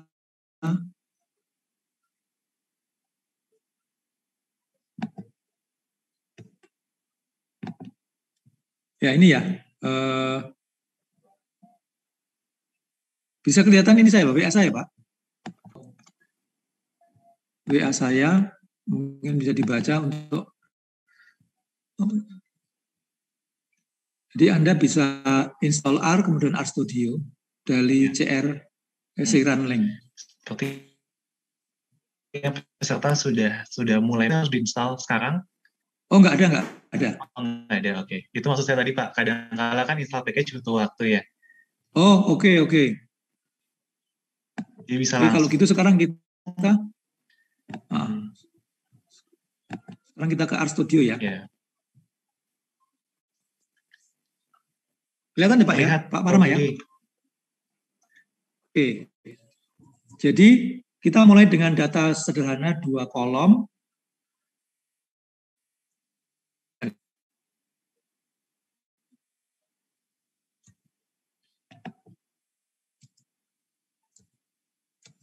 Jadi seperti itu dengan 5 objek.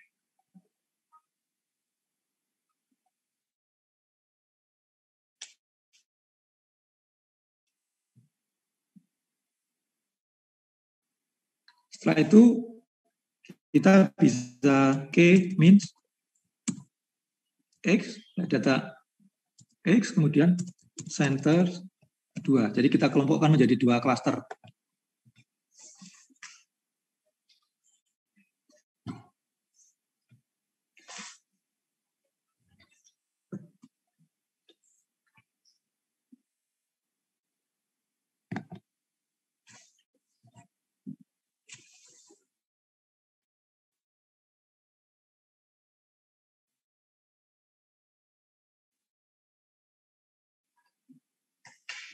Kita bisa enter ya.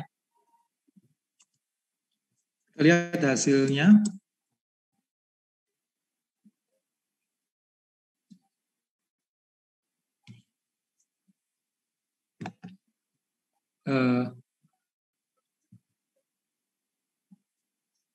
Itu di sini ada pusatnya, pusat satunya 7,5, pusat 2, 26, 15. Kemudian pengklasterannya 21. Jadi objek 1 dan 5 menjadi satu klaster.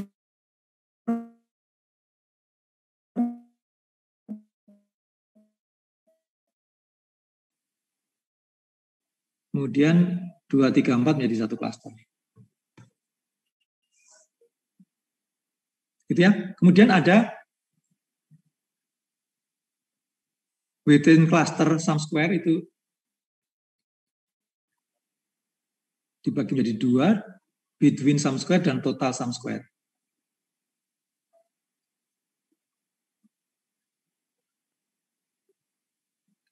Ini kalau dibagi 78,2, artinya apa? Between clusternya lumayan tinggi jaraknya.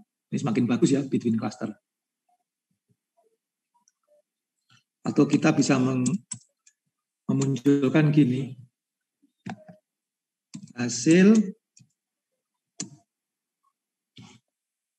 cluster, ini berarti hasil clusternya. Ya. Objek 1 dan 5 jadi satu cluster.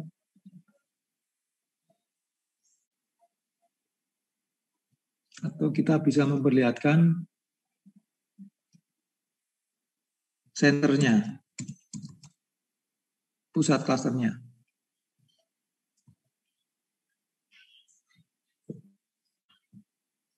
Silakan kalau ada pertanyaan berkaitan dengan penggunaan software langsung ya. Ya. Ada masalah apa gitu? Silakan jika ada pertanyaan atau sambil menunggu saya izin bertanya Pak. Hasilnya saya sama dengan Pak Budi, tapi ya 1 dan 5 itu masuk klaster 2 dan sisanya masuk klaster 1, agak terbalik sih. Ya, nggak masalah Pak, itu kan masalah label saja, tapi kelompoknya kan sama ya. Ya bisa jadi. Jadi masalah pelabel. Oh ya, Pak. Jadi pelabelannya bisa bebas karena memang nggak ada aturan memberi nama ini dua, tapi ini 1. Yang penting konsisten. Ketika ini 1 berarti yang ini 2 dan 2 gitu ya. Iya baik, walaupun saya sudah bisa bisa dibalik-balik. Hanya perbedaan label kan ya Pak? Betul. Tapi kelompoknya sama.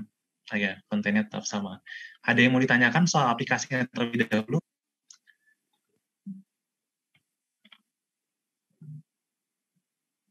Ini Pak Prof Budi, sebentar ya. Saya selang ini ya. Ini menarik sekali. Tampaknya perlu ada inovasi nih di kegiatan dekat kerja kita ya, apalagi BKM. Untuk hal-hal yang teknis kayak begini, kayaknya kan harus ada sesi semacam workshop yang intensif gitu loh. Apa ya bisa? Nanti kayaknya kita akan rancang nih, sangat bermanfaat. Jadi nanti Prof Budi bisa siapkan aja modul-modul praktis teknisnya. Ada berapa sesi pamannya ya, sehingga bisa benar-benar langsung praktik gitu ya, meskipun online saya pikir bisa gitu ya. Mungkin itu saja Prof ya. Ya usulan ini. Betul. Ya, saya setuju kalau kita hanya teori-teorinya saja kan kadang-kadang bisa baca sendiri, tapi bagaimana implementasinya itu yang sebenarnya yang perlu guide ya, perlu pembimbingan ya. Kemudian juga di proposal MBKM itu memang dituntut sampai kepada kemampuan skill praktis gitu, Prof. Jadi tidak hanya kognitif gitu ya. Jadi paling tidak ya serendah-rendahnya antara afektif ke psikomotor lah gitu ya. Jangan sama sekali kognitif gitu loh. Iya. Ya, mungkin itu saja, terima kasih, Prof. Oke, terima kasih. Nah, berikutnya bisa kita plot hasilnya. Oh, mana tadi?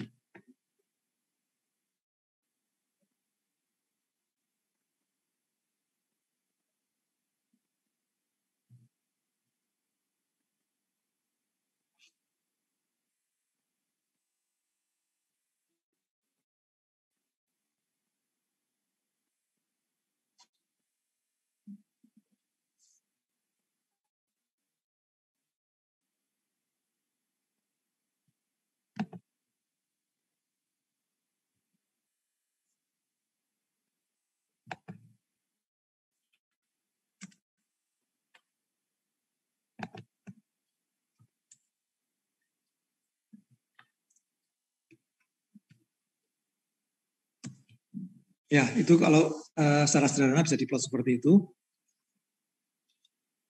2, 3, 4 menjadi satu klaster, kemudian 1, 5 menjadi satu klaster.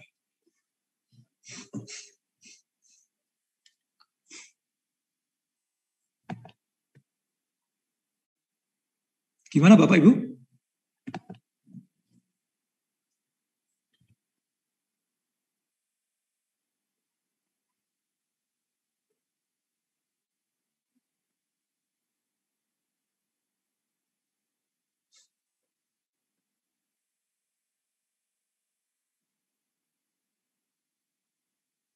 Oke, kalau sudah kita lanjutkan, misalkan kita ingin mengkelaskan objek yang lebih besar ya. Halo?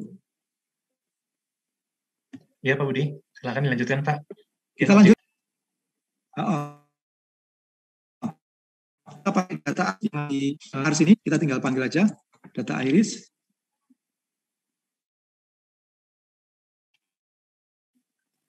Data R.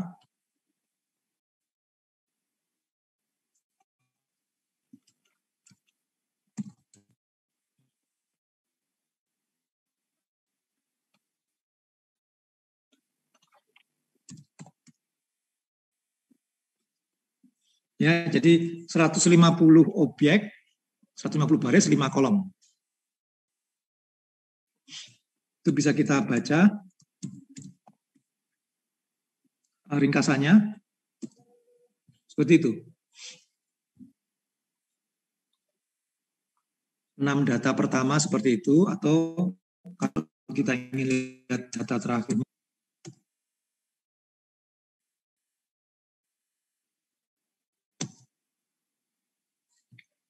itu ya.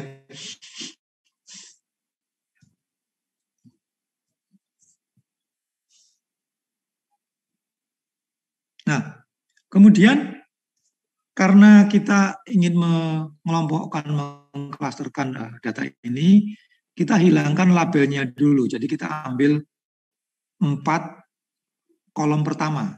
Jadi kolom terakhir spesiesnya itu enggak kita masukkan. Jadi kita definisikan. Recording in progress. Sambil menunggu planning yang masuk ke Jabri saya, tadi ada peserta yang belum bisa meng-call fungsi class plot. Jadi harus install package cluster terlebih dahulu ya, Pak? Oh iya, install package cluster. Ya, sorry. Install package cluster.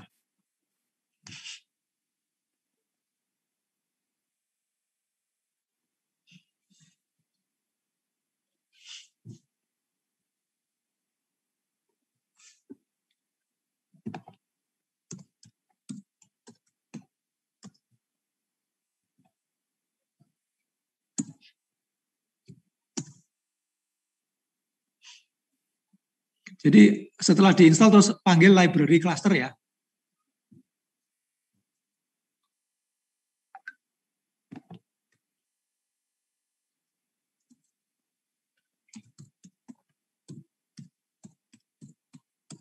Itu ya, library cluster.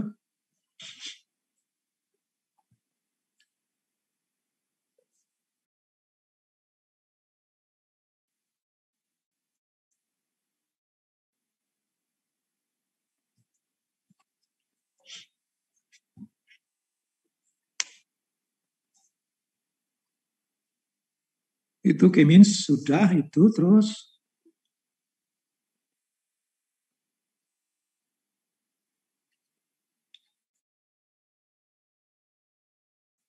kita kelas plot ya, kelas plot.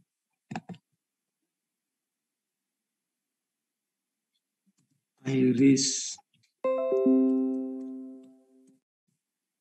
nggak pakai garis.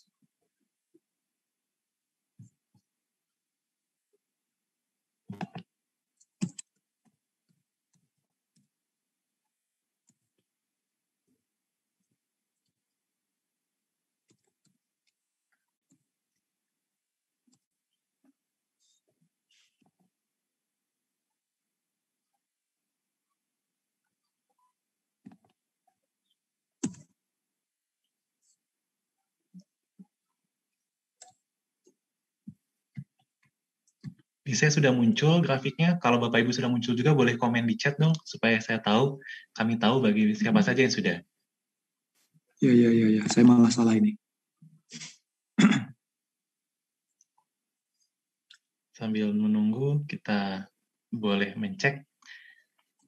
Jika sudah muncul, boleh komen di chatnya.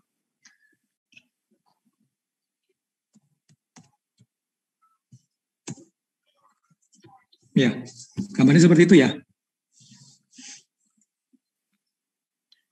Jadi klaster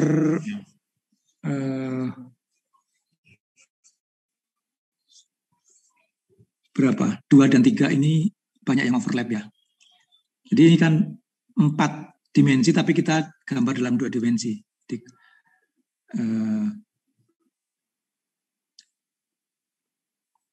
ada kemungkinan kalau dari satu sisi dia seperti overlap.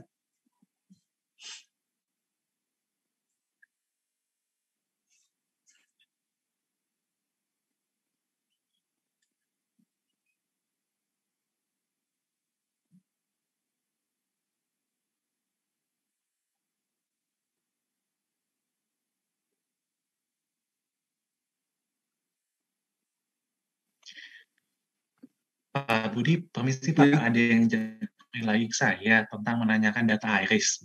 Katanya tidak bisa mengambil data iris, tidak keluar. Data? Harusnya nggak install package kan Pak? Udah langsung bawaan kalau data Iya, iris? sudah bawaan di R ya. Coba data iris. Gitu.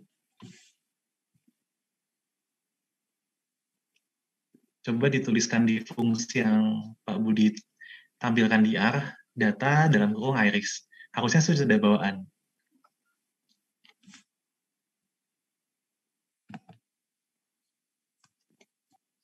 Ini udah include di situ. Ya, tadi saya coba pakai call dengan sesuai line-nya Bapak, bisa Pak?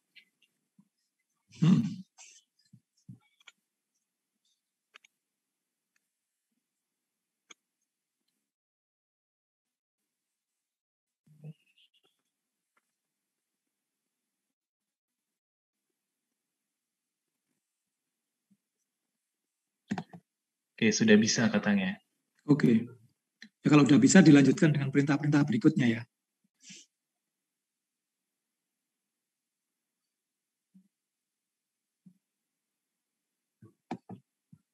Kita bisa juga menggandengkan ya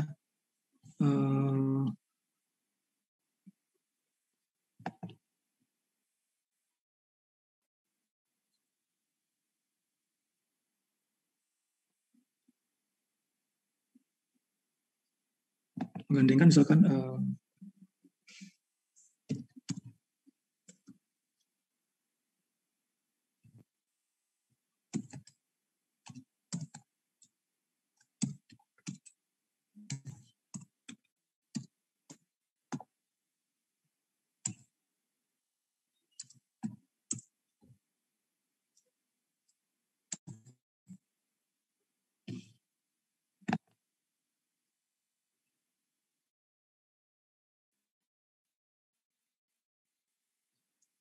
jadi menggandengkan hasil kita dengan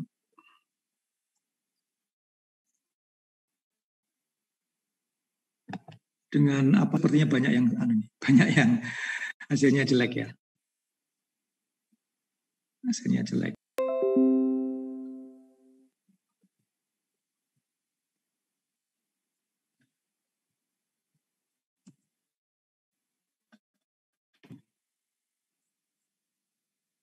Oh, tetap jelek.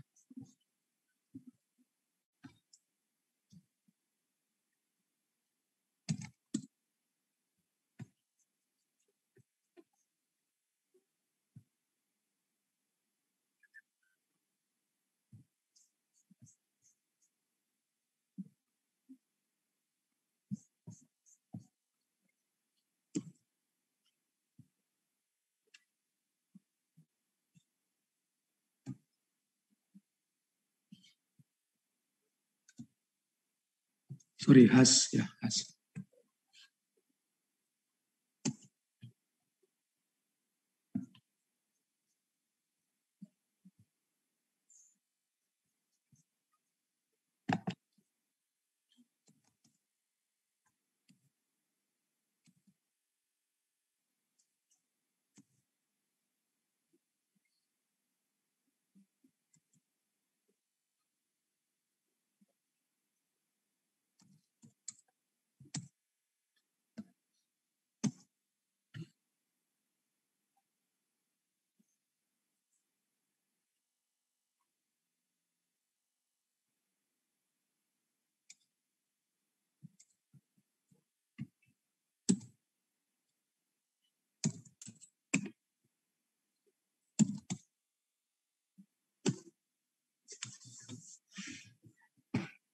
Ya, itu kalau kita bikin dalam tabel, kita cocokkan hasil klaster kita dengan kelompok sesungguhnya itu ada, untuk versi color itu ada 2 yang salah dikelompokkan.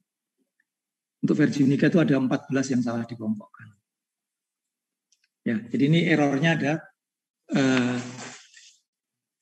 16 dibagi 150. Ya.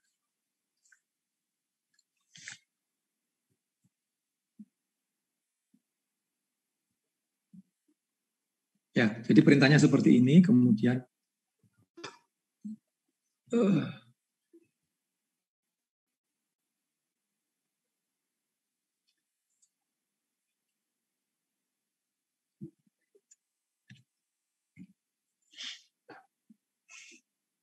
Mas, wes.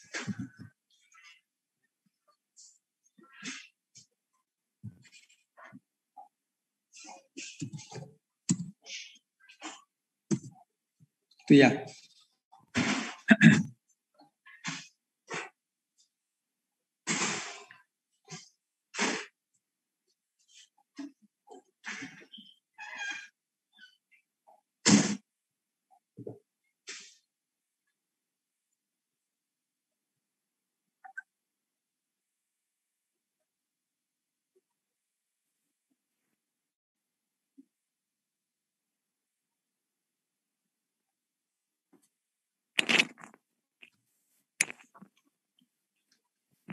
Oke, Bapak Ibu, sudah ya?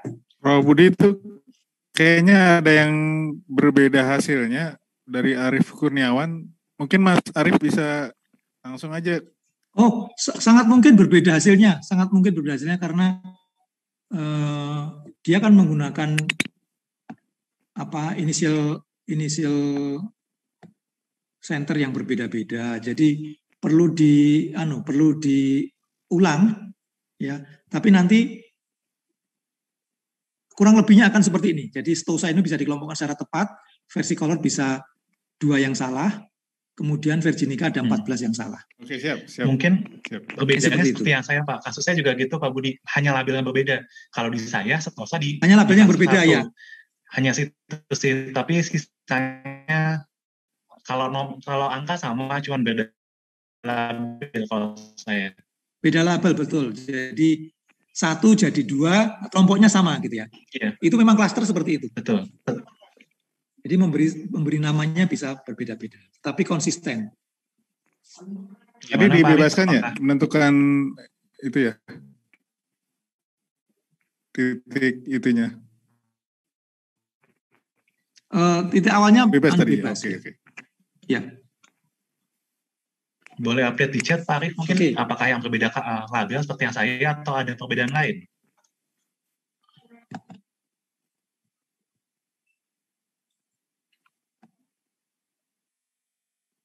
Gambarnya, kata Pak Arief. Oh, gambarnya. Gambarnya berbeda dalam hal apa? Saya jadi penasaran, boleh nggak Pak Budi kalau Mas Arief ini nge-share screen gambarnya? Oh, boleh. Silakan. Silakan, saya stop dulu. Monggo. Silakan.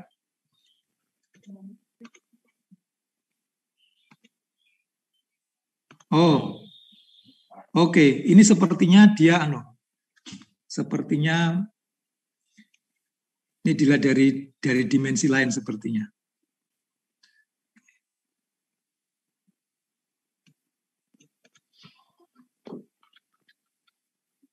Ya. Untuk hasilnya seperti ini, Prof. Mohon maaf ya, agak berbeda, Nji. Ya, gambarnya agak berbeda. Nggak apa-apa. Tapi yang lebih fair dilihat hasil dolar cluster itu hasil dolar cluster itu kalau coba diketik hasil dolar cluster.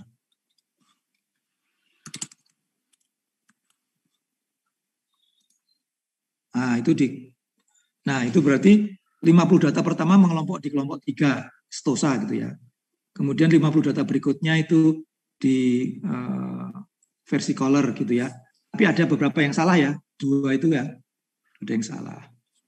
Kemudian yang ketiga di kelas 2, di label 2 itu berarti di virginica. Hasilnya mirip kok, Pak. Hasilnya mirip. Ya. Baik, Prof. Terima kasih, Prof. Ya. Coba pakai tab tadi, besarnya berapa?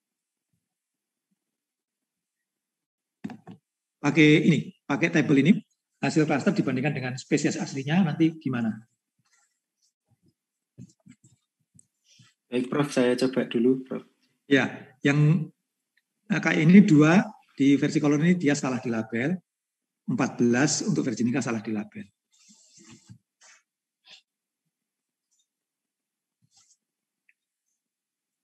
Berarti saya kembali harus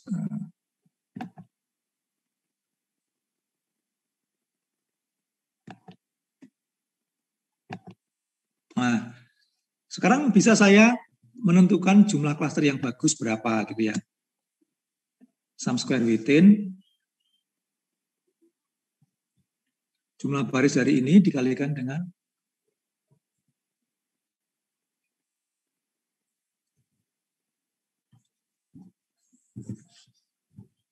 ini saya menghitung variannya ya. Hitung variannya.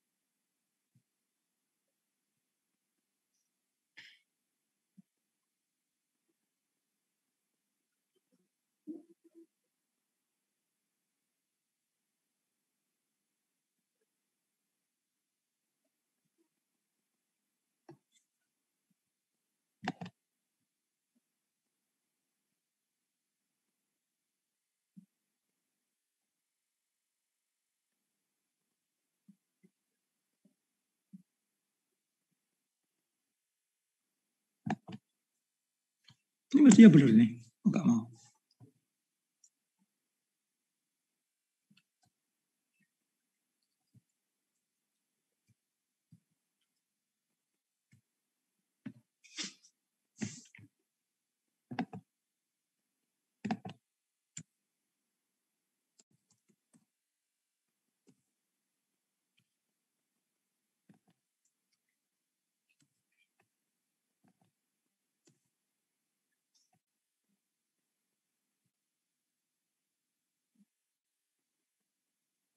Ini kalau diplot harusnya keluar nih. Ini enggak tahu nih. Salah di mana nih? Ini iris.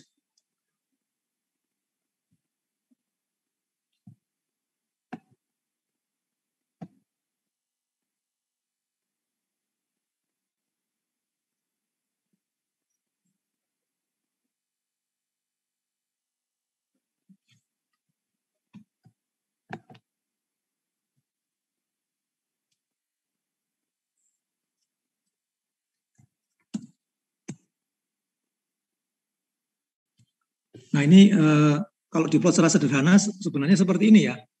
Jadi mulai klaster keberapa SSW-nya itu mulai datar ya. Jadi 2, 3, 4 gitu ya. 3 kira-kira ya.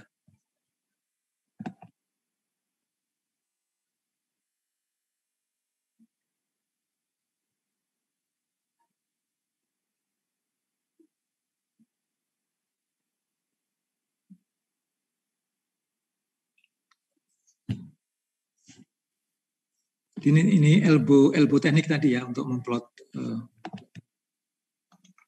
Pak Budi punten mengingatkan Pak, sudah pukul jam 12. Oke. Jadi gimana nih? Sudah berarti ya? Bisa kalau mau menutup atau mau menyampaikan hal final untuk kodenya? Oke, nanti saya kasihkan ininya aja. Saya kasihkan PPT-nya, di situ ada kodenya. Kalau Bapak Ibu teman-teman mau praktek sendiri silakan ya. Nanti saya sampaikan ke Pak Agung ya ininya ya, PPT-nya ya. Siap Bro. Ya, oke. Saya kira untuk hari ini cukup. Ini mestinya masih ada praktek untuk hierarchical clustering, tapi nanti Bapak Ibu bisa dengan mudah mencari bahan-bahan di di internet mengenai hierarki clustering.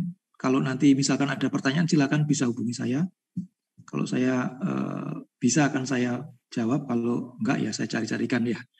Kira-kira begitu. Terima kasih atas perhatiannya. Mudah-mudahan apa yang saya sampaikan bermanfaat untuk Bapak Ibu sekalian dan adik-adik mahasiswa. Terima kasih. Assalamualaikum warahmatullahi wabarakatuh.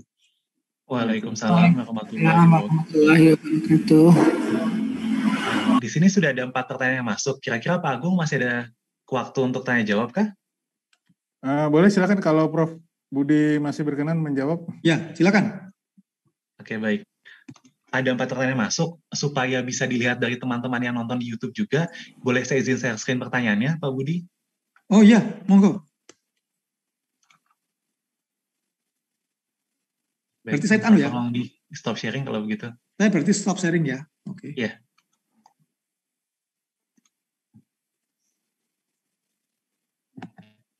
Baik, terima kasih Pak. Ini pertanyaan yang pertama dari Pak Rizky dari Universitas Udayana. Bagaimana cara menentukan iterasi final pada klasifikasi K-means? Itu tadi menggunakan ukuran SSE tadi, sum square error-nya itu bisa dibatasi misalkan sudah lebih kecil dari epsilon, misalkan epsilonnya 10⁻⁵, gitu ya. Jadi kalau SSE-nya sudah lebih kecil dari 10⁻⁵, bisa kita stop iterasinya. Atau jika selisih center yang sekarang dengan center berikutnya itu selisihnya itu sudah di bawah 10⁻⁴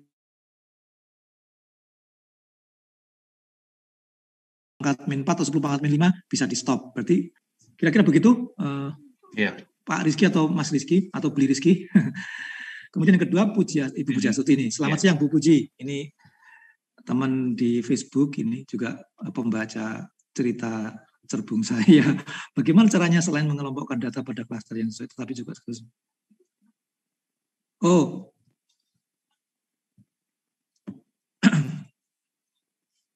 kalau yang ditanyakan Bu Puji ini cocok untuk density based clustering, Bu. Di density based clustering itu ada minimum point. Jadi nanti klaster-klaster yang anggotanya sedikit dia akan masuk sebagai outlier. Jadi itu Bu. Jadi kalau kelemahannya K-means itu dia klasternya berbentuk sphere atau lingkaran atau bola.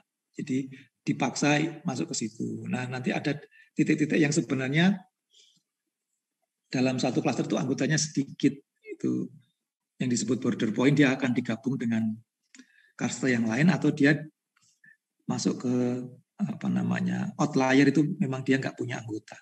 Jadi gitu Bu Puji. Kita menggunakan pendekatan yang berbeda atau nanti menggunakan hierarchical clustering. Hierarchical clustering kan kelihatan di pohon clusternya itu kelihatan. Mana yang berdiri sendiri nggak punya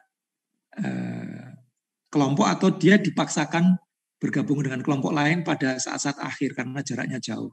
Itu nanti kelihatan. Mudah-mudahan menjawab. Oke. Ya, silakan Pak Parama, yang lain. Yang terakhir Pak, yang masuk via chat dari Bu Lutfia, bagaimana menentukan klaster data menggunakan klaster hierarki atau klaster partisi? Apakah ada ciri-ciri data jika ingin menggunakan kedua metode tersebut? Gitu. Dan apakah kedua metode tersebut akan menghasilkan anggota klaster yang sama? Oke, bagus. Jadi Mbak Lutfia atau Bu Lutfia bisa Anda coba kedua-duanya. Ya, jadi misalkan partisi K-means dengan 3 klaster, kemudian lakukan hierarchical clustering dengan 3 klaster, nanti dipotong pada ketinggian berapa, nanti akan terbentuk 3, nanti dibandingkan kedua klaster itu SSE-nya lebih rendah yang mana, misalkan gitu. Atau output dari hierarchical clustering dipakai sebagai titik awal di K-means. Bisa ya, dari hierarchical clustering kan bisa dipotong ke ketinggian berapa, nanti jadi 3 klaster misalkan. Nanti data-data yang masuk itu diambil senternya atau sentroidnya, kemudian digunakan sebagai pusat awal di K-means. Gitu. Oke, menambahkan dari pertanyaan yang Mbak Lutfia, mungkin kalau misalkan yang biasa digunakan untuk penelitian mahasiswa. Ada beberapa data yang bentuknya discrete seperti hasil kuesioner yang skala Likert 1-5. Kalau tadi kan contoh setosa itu agak discrete, maksudnya agak jadi jarak mirip kontinu gitu. Jadi metode, jadi datanya itu bukan data continuous tapi data discrete. Itu Anda bisa menggunakan jarak yang lain, bisa menggunakan Jacquard, bisa menggunakan Hamming ya. Nanti Anda baca. Di buku saya ada itu sebenarnya untuk data-data yang non-continuous, yang non-rasio. Ya. Tapi discrete bagaimana cara menghitung jarak dua objek atau antar objek jika variabelnya bukan variabel continuous. Gitu.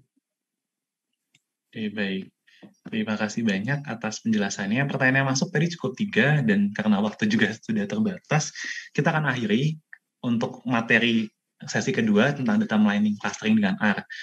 Untuk penutup, Pak Budi mungkin bisa memberikan kata-kata motivasi kepada kami yang ingin mendalami R, terutama di bidang data mining dan clustering ini, Pak.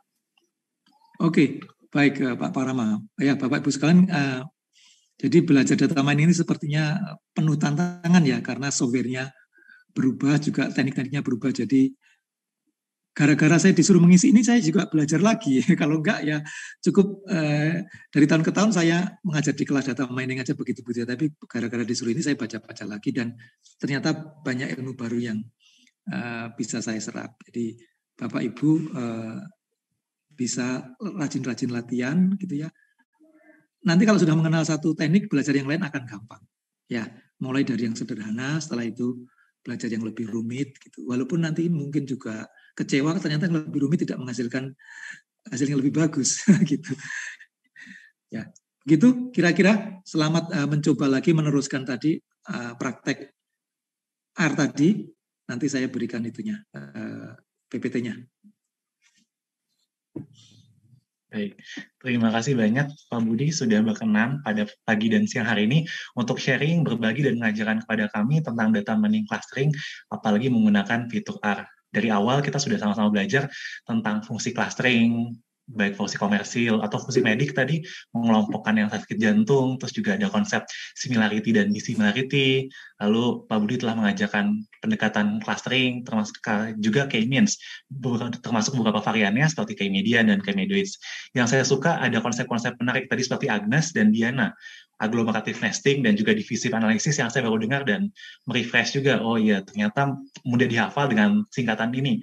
Juga ada konsep elbow techniques. Memang ya Pak, kalau sudah puluhan tahun mengajar di akademisi sebagai dosen itu menyampaikan materi mudah dipahami dan mudah kami mengerti. Sekali lagi hatur nuhun, terima kasih banyak sudah berkenan untuk sharing pada pagi hari ini Pak Budi. Ya, terima kasih.